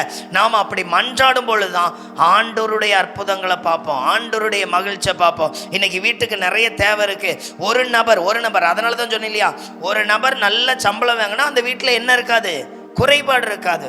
ஒரு நபர் நல்ல அந்த வீட்டை ஆலோசனை பண்ணி நடத்தினா அந்த வீட்டுக்கு என்ன இருக்காது, இடரல் இருக்காது. அதே போல தாங்க ஒரு நபர் ஜெபம் பண்ணா அந்த வீட்டில் இருக்கிற எல்லாருக்கும் உயர்வு உண்டாகும், அந்த எல்லாருக்கும் நல்ல விசுவாச பலன் உண்டாகும். அதனால என்ன பண்ணுங்க, உங்க விசுவாசத்தை பெருகி கொள்ளுங்க. பேதுருக்கு அதில் சந்தேகம் கிடையாது. ஏன்னா அவன் கால் எப்படி இருந்திருக்கும், சூம்பி போய் வளைஞ்சு போய் இருந்திருக்கும். அதை கற்பனை பண்ணி பாருங்க, கால் எப்படி இருந்திருக்கும், சூம்பி வளைஞ்சு போய் இருந்திருக்கும். அவன் கால் என்ன மாற்றம் அடைஞ்சிச்சான், 3வது வசனத்தை வாசிங்க. 3:4. தேவாலயத்திலே பிரவேசிக்க போகிற பேதுருவையும் யோவானையும் அவன் கண்டு பிச்சை கேட்டான்.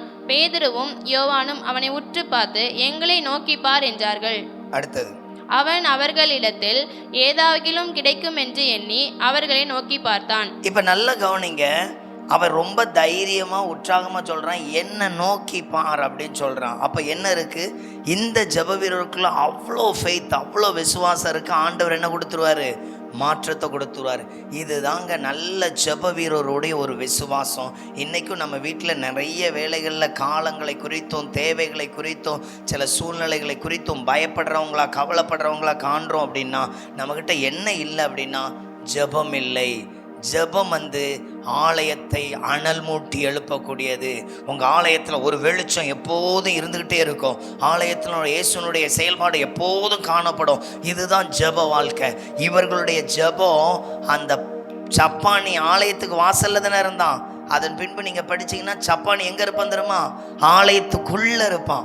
அங்கே உள்ளவன் கேட்பான், இவன் வெளியே இருந்தவன் தானே, உன்னை யார் மாற்றினா? அதுக்கப்புறம் பெற்றோரை கூட்டு விசாரிப்பாங்க.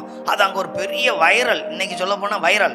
அந்த நியூஸ் எப்படி பண்ணப்படும், பரவிக்கிட்டே இருக்கும். இதே போல் அன்றைக்கு ஆலயம் முழுவதும் பரவுற அளவுக்கு அந்த பேச்சுவார்த்தை காரணம் என்ன, இந்த ஜெபிக்கிறவர்கள். இதில் பைபிளில் போட்டிருக்கோம், இவர்கள் ஜெப வீரர்கள்ங்கிற அடையாளம் எங்கே தெரியுமா, அங்கே சொல்லப்பட்டிருக்கு 6வது அதிகாரத்தில் 4வது வசனத்தை வாசிங்க. அப்போஸ்தலர் 6:4. நாங்களோ ஜெபம் பண்ணுவதிலும் தேவ வசனத்தை போதிக்கிற ஊழியத்திலும் இடைவிடாமல் தரித்திருப்போம் என்றார்கள். அப்ப இந்த இடத்தை சொல்லப்பட்டிருக்கு பாத்தீங்களா, இவங்க நல்ல ஒரு ஜெப வீரர்கள். இவர்களால மட்டும்தான் ஒருத்தனுடைய வாழ்க்கைய பெரிய ஆசீர்வாதத்துக்கு கொண்டு போக முடிஞ்சிச்சு. இதைத்தான் ஆண்டவர் ஆலயத்துல பார்க்க விரும்புகிறார். ஒருவன் சரியா ஜெபம் பண்ணா அந்த குடும்பம் முழுவதும் சேமத்தை காணும், நல்ல நன்மைகளை காணும், மாற்றத்தை கொண்டு வரும். அந்த இடத்துக்குள்ள பயத்தை இவன் ஜெயிக்க முடியும். நீங்க நல்லா கவனிச்சீங்கன்னா, அமெரிக்காவில் ஒரு ஊழியர் இருக்கிறார். அவருக்கு காதும் கேட்காது, வாயும் பேச வராது. ஃபார்க் 600 அப்படின்னு சொல்லி ஒரு யூடியூப் சேனல் வச்சிருக்கிறார். அவர் ஒரு அந்த ஆவிக்குரிய தன்மைகளை குறித்து நிறைய கார்ட்டூன் விஷனாக போடுவார். அதில் அவர் போட்டிருக்கிற ஒரு வீடியோவில் இப்படி வரும், ஒரு நல்ல ஜெப வீரர், அவருக்கு ஒரு திருமணம் முடிஞ்சு கணவன் மனைவி நல்ல ஃப்ரிச்சுவல் வாழ்க்கையில் ஃபயராக இருப்பாங்க. அவங்க பையனுக்கு நைட் ஆனால் திடீர்னு அலறுவான். ஒரு 4-5 வயசு பையன் திடீர்னு அலறுவான். அப்போது மனைவி ஜெபம் பண்ணுவாங்க. மனைவி நல்ல ஜெப வீரர் இல்லையா, ஜெபம் பண்ணுவாங்க. ஜெபம் பண்ண உடனே அந்த மாற்றம் நடக்காது, அதான் அற்புதம் நடக்காது. ஆமாம், மறுபடியும் என்ன பண்ணுவான், மறுபடியும் இந்த தகப்பனார் என்ன பண்ணுவார், முதல்ல ஜெபம் பண்ணுவார், மறுபடி அப்படி ஊக்கமாக ஜெபம் பண்ணுவார். அவனுக்குள்ளே இருக்கிற அந்த தன்மை வெளியேறது அந்த விஷனில் அந்த வீடியோவில் அப்படியே என்ன பண்ணியிருப்பாங்க, காண்பிச்சிருப்பாங்க. புரியுது உங்களுக்கு? இந்த இடத்துலையும் பைபிளில் அவனுடைய தன்மை மாறினதை காட்டியிருக்கும். பாருங்க, எடுத்து வாசிங்க அடுத்த வசனம். இந்த யோசனை இல்லை அப்போஸ்தலர் 3:6.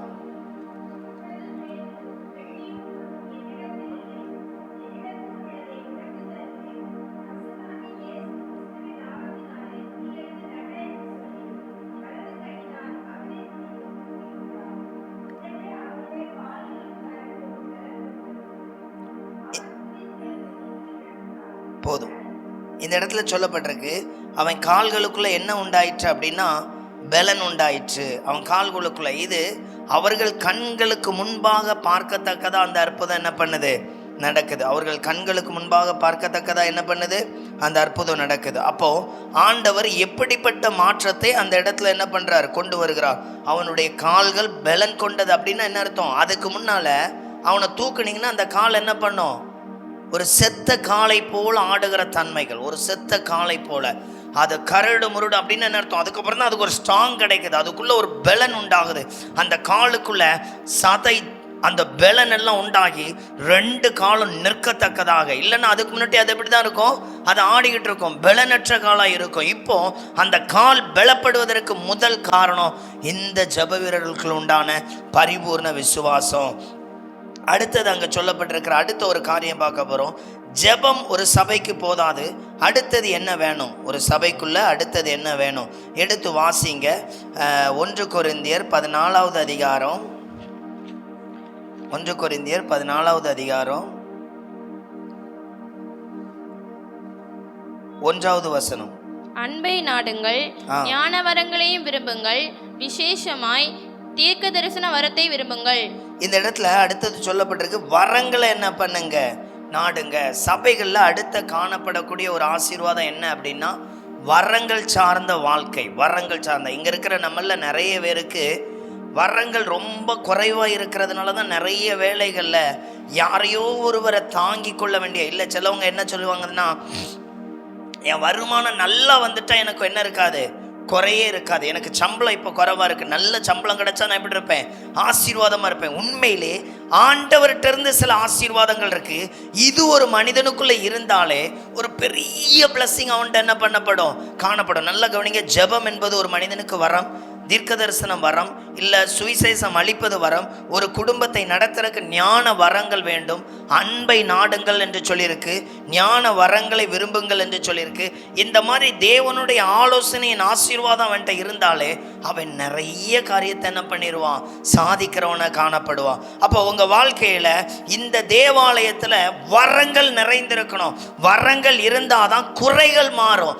குறைகள் எப்பொழுது மாறும், நிறைவு வரும் பொழுது. நிறைவு எப்படி வருகிறது, தேவனுடைய செயல்பாடு, தேவனுடைய ஆளுகை, தேவனுடைய ஆலோசனை, தேவனுடைய வசனம் எங்க அதிகமாய் கேட்கப்படுகிறதோ அங்கே அற்புதம் நடக்கத்தக்கதான் இருக்கிறது.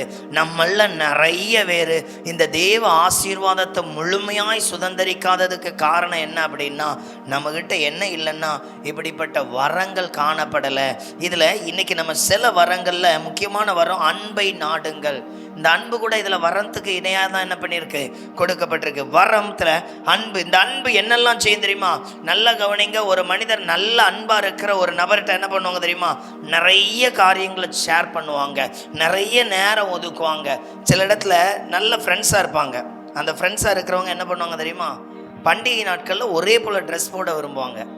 அவங்க ஒரு பிராண்டடில் ஒரு ஷூ வாங்கினா இவங்களும் என்ன பண்ணுவாங்க, ஆனால் நம்ம சர்ச்சிலையும் அன்பாக இருப்பாங்க, ஒரே கலர் ட்ரெஸ் போடுவாங்க, ஆனால் ஒன்று கொண்டு பேசிக்கிட மாட்டாங்க. இதுவும் எப்படி இருக்குது, இந்த அன்பை தான் எங்கே கொண்டு வைக்கணும்னு தெரியல.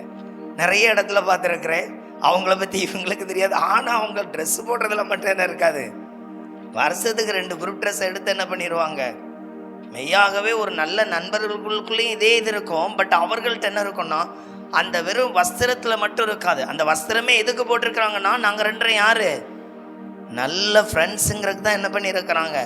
சரி, இயேசுட்ட நான் நேசிக்கிறேங்கிறக்கு, அன்பை காட்டுறேங்கிறக்கு நான் எப்படி இருக்கணும் அப்படின்னா, இயேசு எனக்குள்ளே இருக்கணும். அல்லேலூயா, இயேசு எனக்குள்ளே இருக்கணும். அப்படிப்பட்ட ஒரு செயல்பாடு இருக்கும் பொழுது என்கிட்டயும் ஒரு வஸ்திரம் இருக்குங்க. அந்த வஸ்திரத்துக்கு பேர் ரட்சிப்பின் வஸ்திரம்.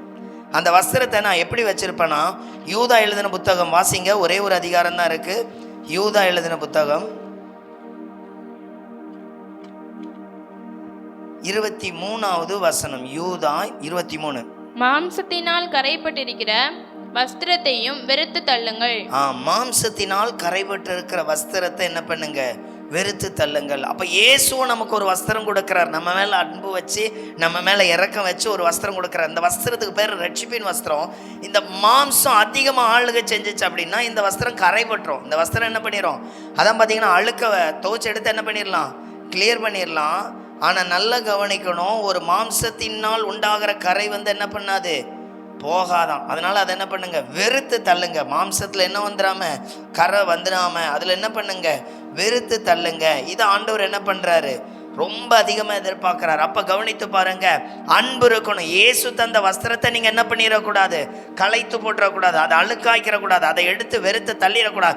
ரட்சிப்பின் வஸ்திரம் இருக்கிற வரைக்கும் அந்த ஆலயம் மகிமையினால் நிறைந்திருக்கும். அந்த ஆலயம் நிறைய பேரை மாற்றும். இன்னைக்கு நீங்கள் கர்த்தருக்குள்ளே இருக்கீங்களா இல்லையான்னு எப்படி அடையாளம் காணலாம் தெரியுமா?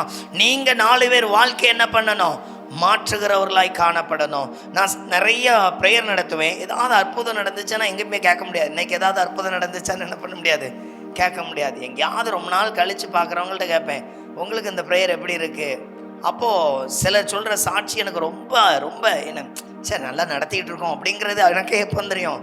இல்லைன்னா என்ன பண்ணுவோம், நம்மளும் கூட்டம் நடத்துகிறோங்க, இந்த கூட்டம் நடத்துகிறோம், அந்த கூட்டம் அப்படி நடத்தும் பொழுது ஒரு நாள் ஒரு அம்மா என்னுடைய ப்ரேயரில் விஷன் பார்க்குறாங்க. ஒரு நபர் ஒரு தோல் சுருள் கொடுக்குற போல் ஒரு விஷன் பார்த்தாங்களாம். அப்போ அவங்களுக்கு 2 எண்ணம் தோணுது. ஒன்று வந்திருக்கிறது எசேக்கியேல் தீர்க்கதரிசியாக இருக்கும், அவர் ஏன் அங்கே வர போகிறாரு, அப்படி ஒரு விஷன் பார்க்குறாங்க. பார்த்துட்டு அந்த நேரத்தில் நான் ப்ரேயர் நடத்திட்டு இருக்கும்போது சொல்கிறேன், இதோ ஆண்டவர் ஒருவர் கைகளில் ஒரு தோல் சுருளை கொடுக்குறார். இப்போ அவங்களுக்கு அந்த தோல் சுருள் அவங்களுக்கும் எனக்கு எவ்வளோ தூரத்தில் வித்தியாசம் இருக்குன்னா, அது கான்ஃபரன்ஸ் நடத்துகிறோம், கிட்டத்தட்ட 700 கிலோமீட்டருக்கு அந்த சைடில் இருக்கிறாங்க, அவங்க வேற ஒரு மாநிலத்தில் இருக்கிறாங்க. அவங்க அந்த ப்ரேயரில் என்ன பண்ணுறாங்க, கலந்து கொள்கிறாங்க. அந்த அந்த அந்த அந்த செய்தி கேட்கும் பொழுது அவங்களுக்கு ஒரு பெரிய அதிர்ச்சியாக இருந்துச்சான். அவங்க அந்த சாட்சி என்ன பண்ணாங்க, சொன்னாங்க, இப்படி நீங்கள் பேசும்பொழுது என்ன பண்ணேன், இந்த நன்மையை பெற்றுக்கொண்டேன். அப்போ நல்லா கவனிக்கணும், நாம் ஆண்டவருடைய பிள்ளைகள், நம்ம மூலமாக நிறைய இடங்களில் மாற்றம் நடந்து கொண்டே இருக்கணும். அதுதான் கர்த்தர் என்ன பண்ணுறாரு. அதனால மாம்சத்துக்கு என்ன பண்ணாதீங்க, மாம்சம் சோர்வடையும், இடம் கொடுக்காதீங்க. மாம்சம் எரிச்சல் கொள்ளும், இடம் கொடுக்காதீங்க.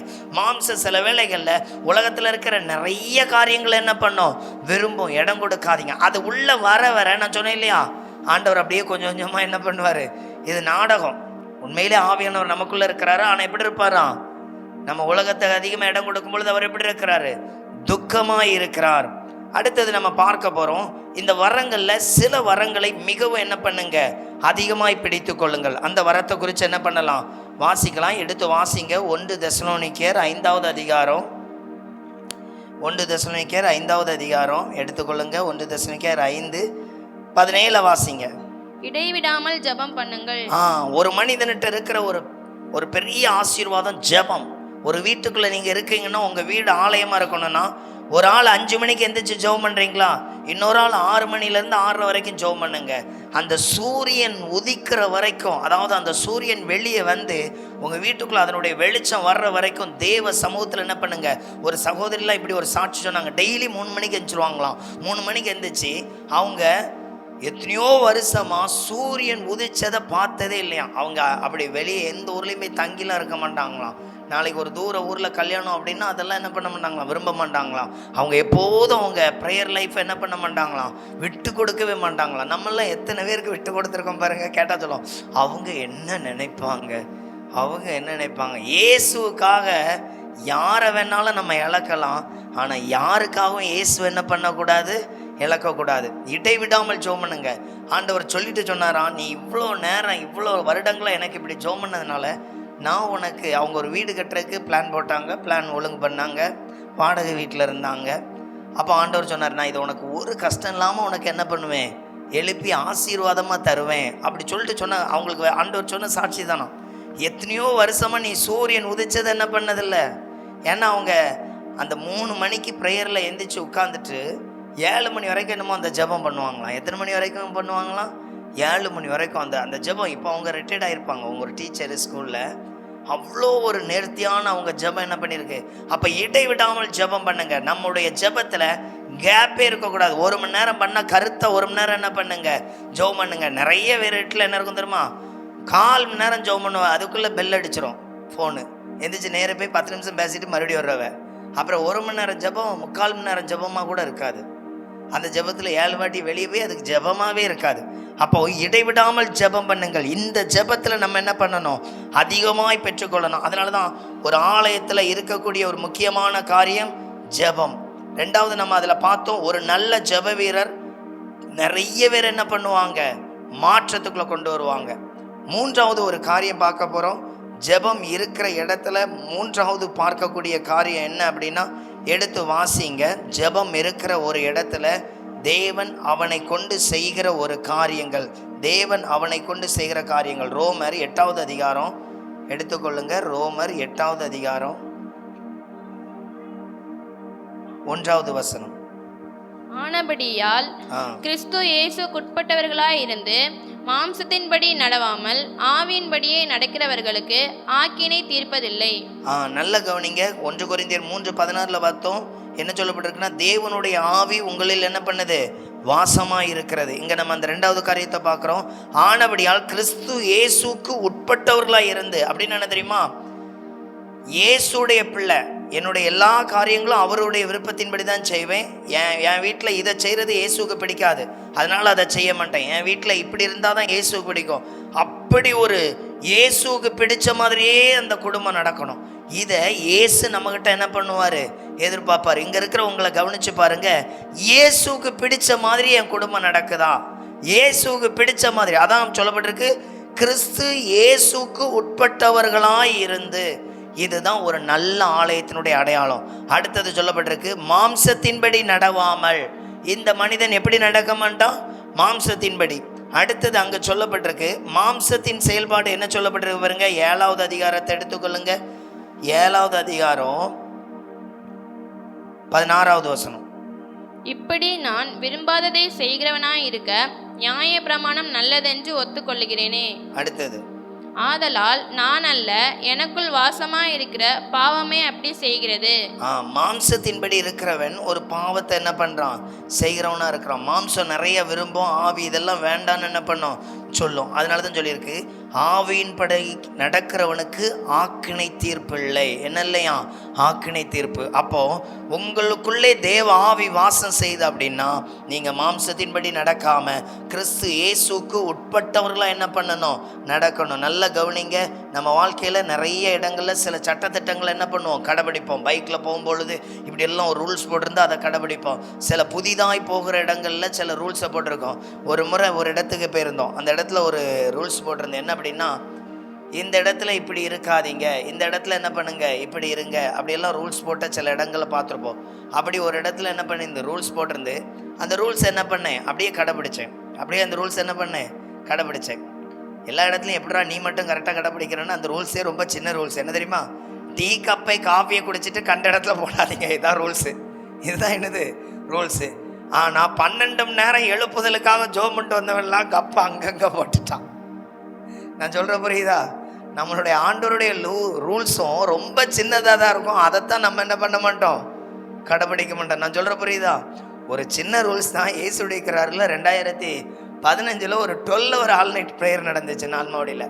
அதுக்கு போயிட்டு காலையில் முடிஞ்ச உடனே காலையில் எல்லாருக்கும் பால் கொடுத்தாங்கன்னு நினைக்கிறேன். அந்த கப்பில் பால் கொடுத்தாங்க. அப்போ சொன்னாங்க, கப்பை அங்கங்கே என்ன பண்ணாதீங்க, போடாதீங்க அப்படின்னு சொல்லியிருந்தாங்க. அப்புறம் நிறைய கயிறெல்லாம் கட்டி, இப்போ விடிய விடிய அங்கே ஜபம், எழுப்புதல் வரட்டும் ஆண்டவரேன்னு கேட்டாலும் கயிறுக்குள்ளே பூந்தெடுத்த பாலை முதலில் பெற்றுக்கொள்கிறவன் பாக்கியவான். இப்படி பூந்தெடுத்தெல்லாம் போய் என்ன பண்ணாங்க. அப்போ என்னாச்சு, அவ்வளோ நேரம் ஜோபம் பண்ணி ரூல்ஸ் என்ன பண்ணியாச்சு, கோட்டை விட்டாச்சு. நான் சொல்கிறேன், அந்த வார்த்தை புரியுதா? ஆண்டவர் சில இடத்துல நமக்கு கொடுக்குற ரூல்ஸும் ரொம்ப சின்னதாக தான் இருக்கும். சில இடத்துல சொல்லியிருப்பார், நீ ஒன்றும் செய்யாத அமைதியார்னு. அவங்க 4 திட்டு திட்டும் பொழுது 5வது திட்டில் வாய் நம்மன்னு டமால்னு சாடி தெரிச்சிரும். பதிலுக்கு கூட 2 வாங்கி கட்டுட்டு அப்புறம் ஓன அழுவோம். ஆண்டவர் முதல்ல சொல்லியிருப்பார், சும்மா இரு, எதையுமே என்ன பண்ணாத, செய்யாத. அப்போ அந்த அந்த அந்த பனிஷ்மெண்ட்டுக்கு காரணமே யார் தான், ஆண்டவர் சொன்ன சும்மா இருன்னு சொன்னதுக்கு நம்ம என்ன பண்ணலை, கீழ்ப்படியில. இதுதான் மாம்சம் என்ன பண்ணோம். சில இடத்துல மாம்சமே அடி வாங்கி விட்டுரும். அவன் பேசுனதுக்கு நம்ம 2 வார்த்தையாவது பேசாமல் விட்டது தப்பு அப்படின்னு மறுபடியும் மெனக்கெட்டு போய் என்ன பண்ணோம், அங்கே 2க்கு 2 வார்த்தை வாயை திறக்கிறதுக்கு முன்னாடி 4 அடி வாங்கி என்ன பண்ணோம், மூஞ்சி முகரெல்லாம் பலூன் மாதிரி வந்து நிற்போம். என்னாச்சு, ஒரே குத்து தள்ளிட்டா வைப்பா, ஒரு தப்பும் பண்ணலை, ஏன்னு கேட்க போனேன். ஆண்டவர் என்ன சொன்னார், அமைதியாக இருந்தார். கேட்டியா, மூக்கு மோரெல்லாம் ஒரு பக்கமாக கொப்பளிச்சிருக்கு. அப்போ புரியுது உங்களுக்கு, ஆண்டவர் கொடுக்குற சின்ன சின்ன ரூல்ஸ் கூட, சின்ன சின்ன காரியம் கூட நமக்கு நிறைய ஆசீர்வாதங்களை தரும். அதனால தான் சொல்கிறாரு, மாம்சத்துக்கு என்ன பண்ணாதீங்க, இடம் கொடுக்காதீங்க. மாம்சத்துக்கு என்ன பண்ணாதீங்க, நீங்கள் முக்கியத்துவம் கொடுக்காதீங்க. ஆண்டவர் நமக்கு நிறைய என்ன பண்ணுவார், மாற்றத்தை கொடுப்பார். அப்போது நம்ம அந்த மாற்றத்துக்கு நம்மளை என்ன பண்ணுவோம், ஆயத்தப்படுத்தி கொள்ளுவோம். இந்த நாளில் கூட மறுபடியும் அந்த 1 கொரிந்தியர் 3:16 வாசிங்க, நம்ம செபிக்கலாம். நீங்கள் தேவனுடைய ஆலயமாய் இருக்கிறீர்கள் என்றும் தேவனுடைய ஆவி உங்களில் வாசமாய் இருக்கிறார் என்றும் அறியாதிருக்கிறீர்களா? இன்றைக்கு ஆண்டவர் நமக்கு கொடுத்திருக்கிற வார்த்தையே தேவனுடைய ஆலயம். இன்னைக்கு நீங்கள் தேவனுடைய ஆலயமாக இருந்தீங்கன்னா தேவன் உங்களை என்ன பண்ணுவார், எல்லாவற்றிலும் என்ன பண்ணுவார், உங்களை ஆசீர்வதிப்பார். தேவனுடைய ஆலயத்திற்கு ஒரு பெரிய ஆசீர்வாதம் உண்டு. அவர் நம்மளை என்ன பண்ணுகிறவர், ஆசீர்வதிக்கிறவர். அவர் நமக்கு நிறைய அற்புதங்களை என்ன பண்ணுகிறவர், செய்கிறவராக இருக்கிறார். அப்படியே இந்த வேளையில் நாம் செபித்து முடிக்க போகிறோம். ஆண்டவர் இன்றைக்கு நமக்கு நன்மை செய்திருக்கிறார். இயேசுவே மெய் ஸ்தோத்திரிக்கிற எல்லாரும் அப்படியே அருமையான குழந்தைக்காக ஸ்தோத்திரம் பண்ணுங்க பார்க்கலாம். தேவன் கொடுத்த கிருபை, தேவன் கொடுத்த அப்படியே வலது கரங்களை உயர்த்தி, ஆண்டவரே அருமையான பிள்ளையை பாதுகாத்து கொள்ளுவீராக, கர்த்தருக்குள்ள சாட்சியாய் வளரத்தக்கதாக, கர்த்தருக்குள்ள அநேகரை ரட்சிப்பில் நடத்தக்கூடிய ஒரு தேவ ஊழியக்காரியாய் இருக்கத்தக்கதாக நாங்கள் வாழ்த்துகிறோம். ஆண்டவரே, ஜீவனுள்ள உள்ள நாளெல்லாம் நன்மையும் கிருபையும் என்னை தொடரும் என்ற வார்த்தையின்படி ஆண்டவரே உம்முடைய மகளை வாழ்த்தி ஒப்பு கொடுக்கிறோம். இவைகளை தாங்கும்படி நல்ல விசுவாசத்தை கொடுத்தீர், பலத்தை கொடுத்தீர், கிருபையை கொடுத்தீர். உம்முடைய ஆசீர்வாதத்தினாலும் நன்மையினாலும் நிரப்பினதற்காக நன்றி ஏசப்பா. ஆவியானவரே மை ஸ்தோத்தரிக்கிற எல்லாரும் சொல்லுங்க, ஆண்டவருடைய இரத்தத்தை அன்பு குடும்பத்தின் மேல் தெளிக்கிறோம். ஆண்டவரே உங்க நன்மையான கரங்கள், கிருபையான கரங்கள், இரக்கமுள்ள கரங்கள் இயேசுவின் நாமத்தில் வெளிப்படுவதாக. அந்த குடும்பங்கள் முழுவதும் ஆசீர்வதிக்கும்படியாய் ஜெபிக்கிறோம். அந்த குடும்பங்கள் முழுவதிலும் நன்மை உண்டாகும்படியாய் ஜெபிக்கிறோம். கர்த்தர் அந்த பிள்ளைகளை இன்னும் மென்மேலும் ஆசீர்வதிப்பதற்காய் கரங்களை தட்டி நன்றி செலுத்தோமா. ஸ்தோத்தரிக்கிறோம், ஸ்தோத்தரிக்கிறோம். ஆண்டவரே உங்க கிருபை, ஆண்டவரே உங்க இரக்கங்களுக்காய் ஸ்தோத்திரம். அப்படியே நம்ம ஜெபம் பண்ணலாமா? ஆண்டவரே நீர் எங்களை ஆலயமாய் வைத்திருக்கிறீர். ஆண்டவரே உம்முடைய கிருபைக்காக, உம்முடைய இரக்கங்களுக்காக, ராஜாவுடைய வல்லமைக்காக ஸ்தோத்தரிக்கிறோம், ஸ்தோத்தரிக்கிறோம். எல்லாரும் அப்படியே ஸ்தோத்திரம் பண்ணுங்க. ஆண்டவரே என்னை ஒரு நல்ல ஜெபாலயமாய் மாற்றட்டும், நல்ல ஜெபாலயமாய் மாற்றுங்க ஏசப்பா. ஏசப்பாவுடைய கரங்கள், கிருபைகள் எங்களை ஆசீர்வதிக்கும்படியாய் ஜெபிக்கிறோம். ஆண்டவருடைய நன்மைக்குள்ள ஒவ்வொருவரும் ஒப்பு கொடுங்க பார்க்கலாம். இயேசு நம்மை பலப்படுத்த போகிறார், இயேசு நம்மை ஸ்திரப்படுத்த போகிறார், இயேசு நம்மை ஆசீர்வதிக்க போகிறார். அவர் ஒரு குறைவில்லாமல் நன்மையினால் நிரப்புகிறவர். அவர் நமக்கு அற்புதங்களை செய்கிற கர்த்தர், அவர் நமக்கு அதிசயங்களை காண பண்ணுகிற கர்த்தர். எல்லாரும் இயேசுவை நோக்கி ஸ்தோத்திரம் பண்ணுவோமா? தகப்பனே மை துதிக்கிறோம், தகப்பனே மை துதிக்கிறோம். ஆண்டவருடைய கரங்கள், ஆண்டவருடைய கிருபைகள் ஒவ்வொருவர் இயேசுவே நீர் நல்லவர், நல்லவர், நல்லவர்.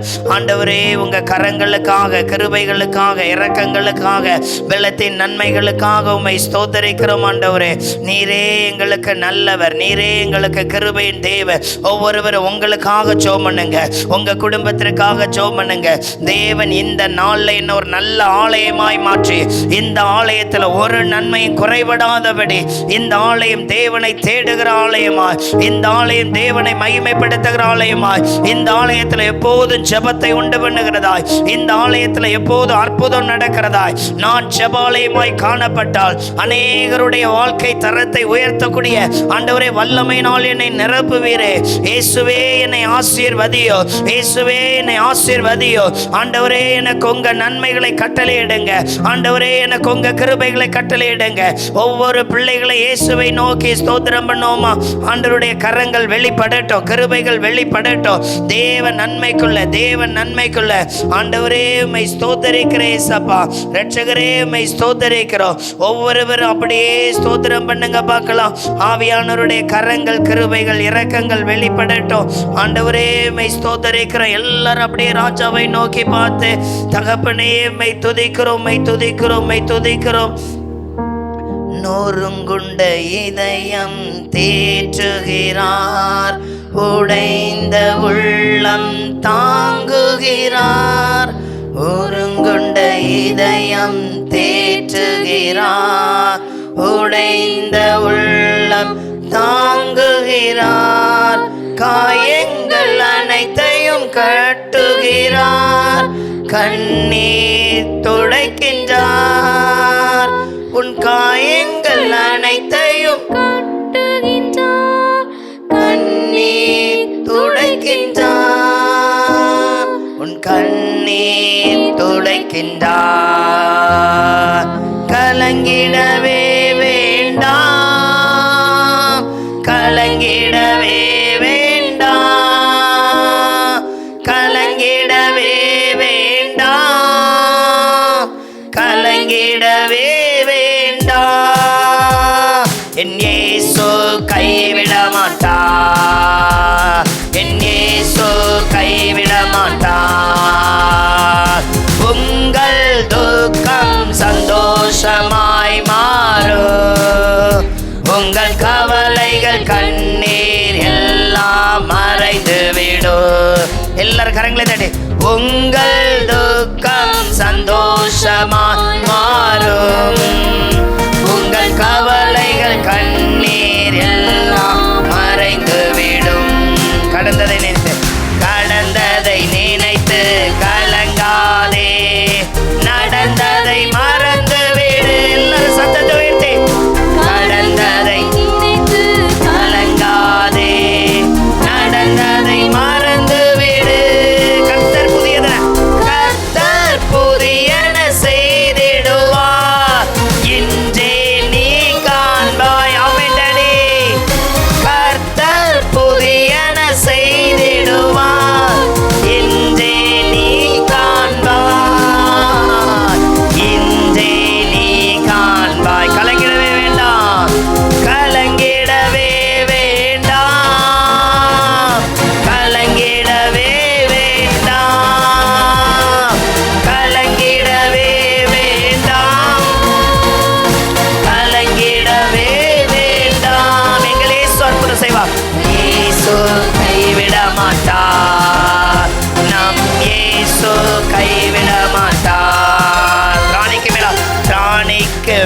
மேலாக சோதிக்கப்பட ஒரு நாளும் விடமாட்டார். எந்த காரியத்தை குறித்தும் பயப்படாதீங்க. இயேசு உங்கள் திராணிக்கு மேலாக ஒரு நாளும் சோதிக்கப்படுவதில்லை. தாங்கிடும் பலன் தருவான், தப்பி செல்ல வழி செய்வான். தாங்கிடும் பலன் தருவான், தப்பி செல்ல வழி செய்வான். நீ தப்பி செல்ல வழி செய்வார். எஸ் ஜீசஸ், நீ தப்பி செல்ல வழி செய்வார். சந்தோஷமாய் மாறும் உங்கள் கவலைகள், கண்ணீர் எல்லாம் மறைந்துவிடும்.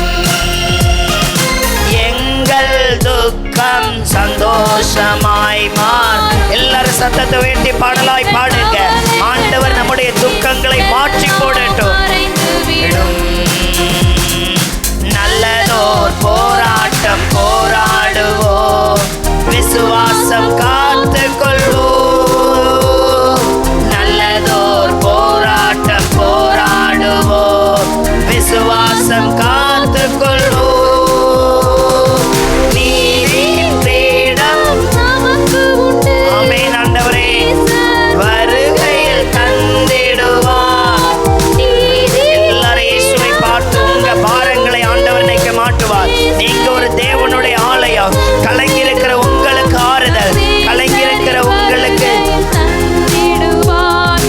நேசரின் வருகையில் தந்திடுவார். கலங்கிடவே கலங்கிடவே வேண்டாம், கலங்கிடவே வேண்டாம். யாமேலே ஷாலாதினாரா, கலங்கிடவே வேண்டாம். நிகமா சந்தலகா தந்தலகா. ஒவ்வொருவரை துதிங்க, ஒவ்வொருவரை துதிங்க. என்னை உம்முடைய ஆலயமாய் மாற்றட்டும், என்னை உம்முடைய ஆலயமாய் மாற்றுங்க ஏசப்பா.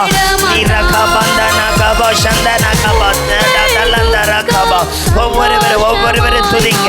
ஆண்டவருடைய பலன் என்னை நிரப்பட்டும், ஆண்டவருடைய வல்லமை என்னை நிரப்பட்டும். ஆண்டவருடைய நன்மையின் கரங்கள், கிருபையின் கரங்கள்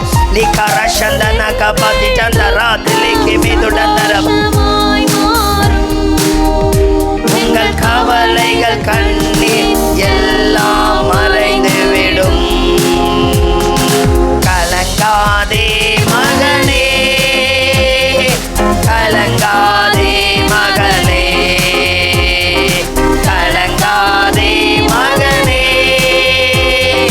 கலங்காதே மகளே. நம்ம இயேசு கைவிட மாட்டார், நம் இயேசு கைவிட மாட்டார், நம் இயேசு கைவிட மாட்டார், நம் இயேசு கைவிட மாட்டார், நம் இயேசு கைவிட மாட்டார். ஆராதனை உமக்கே, ஆராதனை உமக்கே. எல்லாரும் இயேசுவை பார்த்து ஆராதனை உமக்கே, ஆராதனை உமக்கே,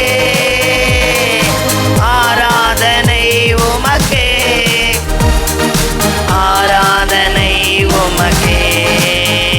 எந்த பலவீன நேரங்களில் உம் கிருபை தந்தீரையா.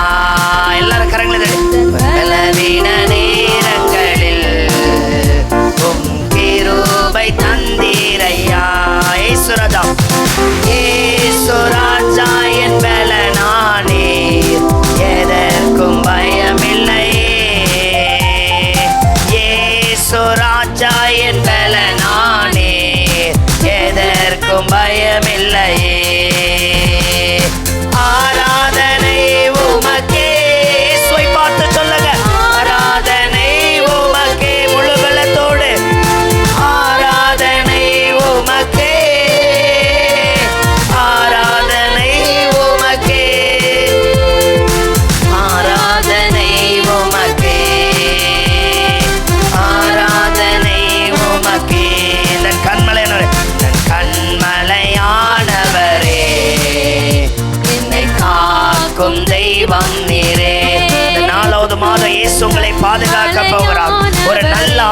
பத்திரமாய் பாதுகாக்க போகிறார். உங்களை எல்லாவற்றிலும் மேன்மைப்படுத்த, பலப்படுத்த, ஆசீர்வதிக்க அவர் வல்லமை உள்ளார். நிறைந்தவரே, மகிமைக்கு பாத்திரரே, வல்லமை மாட்சிமை நிறைந்தவரே, மகிமைக்கு பாத்திரரே, ஆராதனை உமக்கே இயேசுவே, ஆராதனை உமக்கே, ஆராதனை உமக்கே, ஆராதனை உமக்கே. மீண்டும் ஒரு விஷயம் கூட, ஆராதனை உமக்கே, ஆராதனை உமக்கே, ஆராதனை உமக்கே, ஆராதனை உமக்கே. எந்தன் தேவனால், எந்தன் தேவனால் நிச்சயம் நான் ஆசீர்வாதம் பெற்றுக் கொள்ளுவேன். உந்தன் வசனம் கை கொள்ளுவேன் நான், உந்தன் வழிகளில் நான் நடந்திடுவேன். தேவனால், எந்தன் தேவனால் நிச்சயம் நான் ஆசீர்வாதம் பெற்றுக் கொள்ளுவேன். உந்தன் வசனம் கை கொள்ளுவேன் நான், உந்தன் வழிகளில் நான் நடந்திடுவேன். தேசத்தில் நான் ஆசீர்வாதமாயிருப்பேன், வேலையிலும் ஆசீர்வாதமாயிருப்பேன். தேசத்தில் நான் ஆசீர்வாதமாயிருப்பேன், இயேசு உங்களை ஆசீர்வதிக்கும்படியா எல்லாரும் கேளுங்க. என் வீட்டுல ஒரு குறைவு இல்லை ஆண்டவரே, எல்லாவன் தேவைகளை நீர் சந்திக்க போற காய் ஸ்தோத்திர ஆண்டவரே.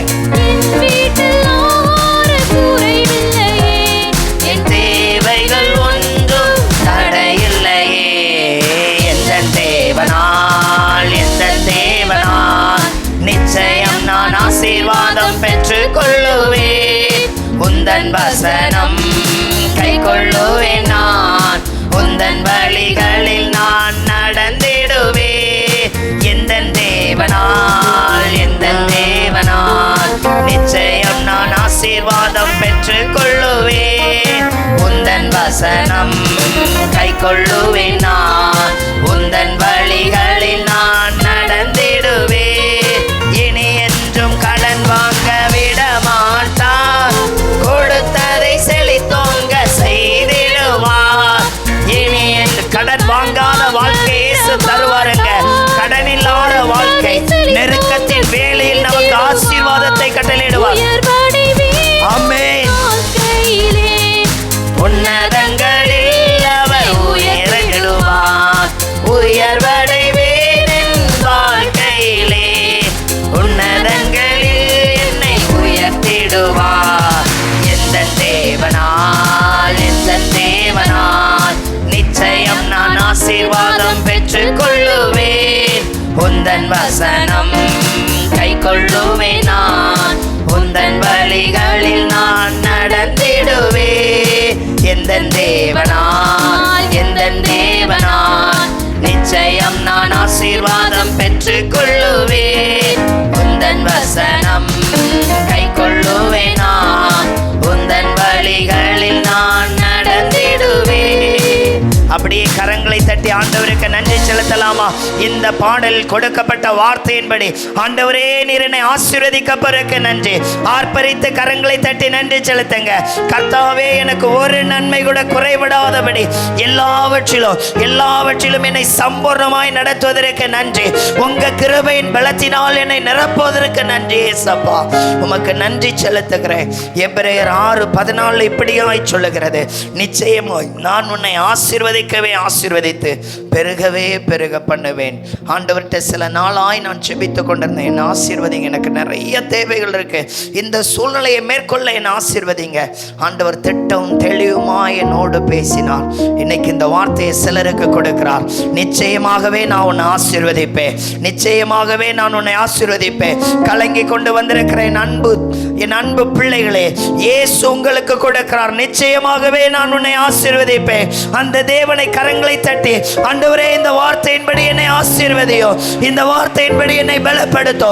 உங்க நன்மைகள்ல ஒன்றிலும் நான் குறைபடக்கூடாது ஆண்டவரே, ஒன்றிலும் குறைபடக்கூடாது. யார் மறந்தாலும் இயேசு உங்களை மறக்கிறதில்ல, யார் கைவிட்டாலும் இயேசு உங்களை கைவிடுறதில்ல. அவர் நேர்த்தியாய் ஆசீர்வதிக்கிற தேவன், அவர் நேர்த்தியாய் ஆசீர்வதிக்கிற தேவன். அப்படியே ராஜாவை ஒப்பு கொடுக்கலாமா? ராஜாவிடத்தில் உங்களுடைய குறைகள், உங்களுடைய தேவைகள், எதிர்பார்ப்புகள் எல்லாவற்றையும் ஒப்பு கொடுத்து ஜெபம் பண்ணுங்க. ஆண்டவர் உங்களை ஆசீர்வதிக்க போகிறார், ஆண்டவர் உங்களை ஆசீர்வதிக்க போகிறார். ஆண்டவர் உங்களுக்கு நன்மையானதை கட்டளையிட வல்லமை உள்ளவர், நன்மையானதை கட்டளையிட வல்லமை உள்ளவர். இயேசுவே நீர் எனக்கு நல்லவர் ஆண்டவரே, இயேசுவே எனக்கு நீர் நல்லவர் ஆண்டவரே.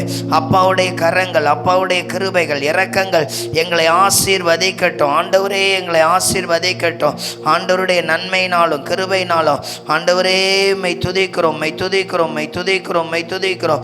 இயேசுவின் நாமத்தினால், இயேசுவின் நாமத்தினால் ஆண்டவரே மை துதிக்கிறோம், மை துதிக்கிறோம். ஒவ்வொருவரும் இயேசுவிடத்தில் ஒப்பு கொடுங்க. என்னை ஆசீர்வதிக்கிறபடியால் மை ஸ்தோத்தரிக்கிறேன், என்னை நடத்துகிறபடியால் மை ஸ்தோத்தரிக்கிறேன், எனக்கு நன்மையானதை கட்டளையிடுகிறபடியால் மை ஸ்தோத்தரிக்கிறேன் ஆண்டவரே. ஒரு குறைவில்லாமல் என்னை ஆசீர்வதிக்கிறவர் ஆண்டவரே. அப்படியே வலது கரங்களை உயர்த்தி ஒப்பு கொடுக்கலாமா? என்னை எல்லாவற்றிலும் ஆசீர்வதியும். உம் பாதம் பணிந்தேன், என்னாலும் துதியேன், உம்மை அன்றி யாரை பாடுவேன். ஏசையா உந்தன் அன்பு உள்ளம் பொங்குதே, ஏசையா உந்தன் அன்பு உள்ளம் பொங்குதே. உம் பாதம் பணிந்தே எங்களை ஒவ்வொருவரையும் ஒப்பு கொடுக்கிறோம். உங்க தேவைகள், உங்க எதிர்பார்ப்புகள் எல்லாவற்றையும் இயேசுவிடத்தில் ஒப்பு கொடுங்க. ஆண்டவர் நன்மையானதை செய்ய வல்லமை உள்ளவர், அவர் கிருபை குறையாதது, அவருடைய ஆசீர்வாதம் குறைவற்றது. நிறைவாய் நம்மை ஆசீர்வதிக்கிறவர், அவருடைய அன்பினால் நம்மை ஆசீர்வதிப்பார். நான் இவ்வளவு ஜெபம் பண்ணேன் அதனாலே இயேசு என்னை ஆசீர்வதிப்பார் இல்லைங்க, அவருடைய அன்பினால் ஆசீர்வதிப்பார், அவருடைய அன்பினால் ஆசீர்வதிப்பார். சொல்லுங்க, உங்க கிருபை என்னை நிரப்பட்டும், என் பிள்ளைகள், என் குடும்பங்கள், என் எதிர்பார்ப்புகள் நன்மையினால் நிரப்ப ஒப்பு கொடுக்கிற ஆண்டவரே, நன்மையினால் ஒப்பு கொடுக்கிறேன். அப்படியே சொல்லுங்க, இருதயத்துல கரங்களை வைத்து. நெருக்கத்திலே உம்மை அழைத்தேன், நெருங்கி உதவி எனக்களித்தேன். அப்படியே உணர்ந்து பாடுங்க. என் நெருக்கத்துல இயேசு எனக்கு மாற்றத்தை தருவார், என் நெருக்கத்தை கர்த்தர் மாற்றி போட வல்லமை உள்ளவர். திசை கெட்டெங்கும் அலைந்திடாமல் புயிரம் வந்தென்னை தாங்குகின்றேன். திசை கெட்டெங்கும் அலைந்திடாமல் தீவிரம் வந்தென்னை தாங்குகின்றேன். உம் பாதம் பணிந்தேன், என்னாலும் துதியேன், உம்மை அன்றி யாரை பாடுவேன். ஏசையா உந்தன் அன்பு உள்ளம் பொங்குதே, ஏசையா உந்தன் அன்பு உள்ளம் பொங்குதே. ஆண்டவரே, உம்முடைய கரங்கள் எங்களை ஒப்பு கொடுக்கிறோம். இரு கரம் கூப்பி சொல்லுங்க, என்னை ஒரு ஆலயமாய் மாற்றினதற்கு நன்றி ஆண்டவரே. என் ஜெபம் மூலமாய் என் குடும்பம் ஆசீர்வதிக்கப்படும். அப்படியா எனக்கு நல்ல ஜெபாவியை ஊற்றுவதற்கு நன்றி. என்னை அன்பின் வரங்களினாலும் ஆண்டவரே, அந்த சப்பானியுடைய கால்கள் பலன் கொண்டதை பார்க்கிறோம். அது எதுக்குமே செயலற்றது ஆண்டவரே. ஒரு நொடி பொழுதிலே அந்த வல்லமை பாய்ந்தது போல் என் குடும்பத்தில் உம்முடைய வல்லமையினால் நிரப்புவதற்காய் நன்றி. கரங்களை தட்டி இயேசுவே உமக்கு நன்றி என்று சொல்லுங்க. என்னை பலப்படுத்துகிற கிறிஸ்து இயேசுவினால் எல்லாவற்றையும் செய்ய எனக்கு பலன் உண்டு. ஆண்டவரே உம்மை துதிக்கிறோம். வந்திருக்கிற யாவரையும் ஒப்பு கொடுக்கிறோம். இந்த நாளிலும் தொடக்கத்திலிருந்து முடிவு வரை இந்த நீர் எங்களை ஆசீர்வதிப்பதற்கு நன்றி. அப்பத்தின் தண்ணீரை ஆசீர்வதிப்பதற்கு நன்றி. தேவ கிருபை பிள்ளைகளை எல்லாவற்றிலும் பலப்படுத்தட்டும். குடும்பங்கள் ஒவ்வொரு பிள்ளைகள் மேலும் தேவ ஆசீர்வாதம் அளவில்லாமல் ஊற்றப்படட்டும். இந்த 4வது மாதத்தில் கொடுத்திருக்கிறேன் நீ ஆலயம், நிச்சயமாகவே நான் உன்னை ஆசீர்வதித்து பெருகவே பெருக பண்ணுவேன். இந்த இடத்துல ஒருவர் வந்திருக்கிறீங்க, புதிதாய் வந்திருக்கிறீங்க. ஆண்டவர் உங்களை குறித்து ஒரு வார்த்தை கொடுக்கிறார். நீ கலங்கின காலங்களும் துக்கப்பட்ட காலங்களையும் மாற்றுகிற கர்த்தர் நான். விசுவாசி, போ, உனக்கு தடைப்பட்ட எல்லா காரியங்களும் நான் திறந்து வைத்திருக்கிறவர் என்பதை விளங்க பண்ணுவேன். எல்லா இடங்களிலும் ஜெபத்தோடு கடந்து போ. கண்ணீரை துடைக்கிற கர்த்தர் என்னை பலப்படுத்தினார் என்கிறதை நான் சாட்சியாய் சொல்லத்தக்கதாக நான் உன்னை ஆசீர்வதிப்பேன் என்று கர்த்தர் சொல்லுகிறார். இன்னொரு நபரை குறித்து சொல்லுகிறார். ஆழத்தில் விழுந்து விட்டேன், எழும்புவதில்லை. கர்த்தர் சொல்லுகிறார், இதோ உன்னை கரம் பிடித்து வைத்திருக்கிற கர்த்தர் நான். என் வல கரம் உன்னை தாங்கும். ஒரு காலம் கைவிடாத என் கரம், ஒருபோதும் உன்னை விட்டு விலகாத என் கரம் பரிபூர்ணமாய் நடத்தும் என்று கர்த்தர் சொல்லுகிறார். என் கரங்கள் குறுகி போகவில்லை.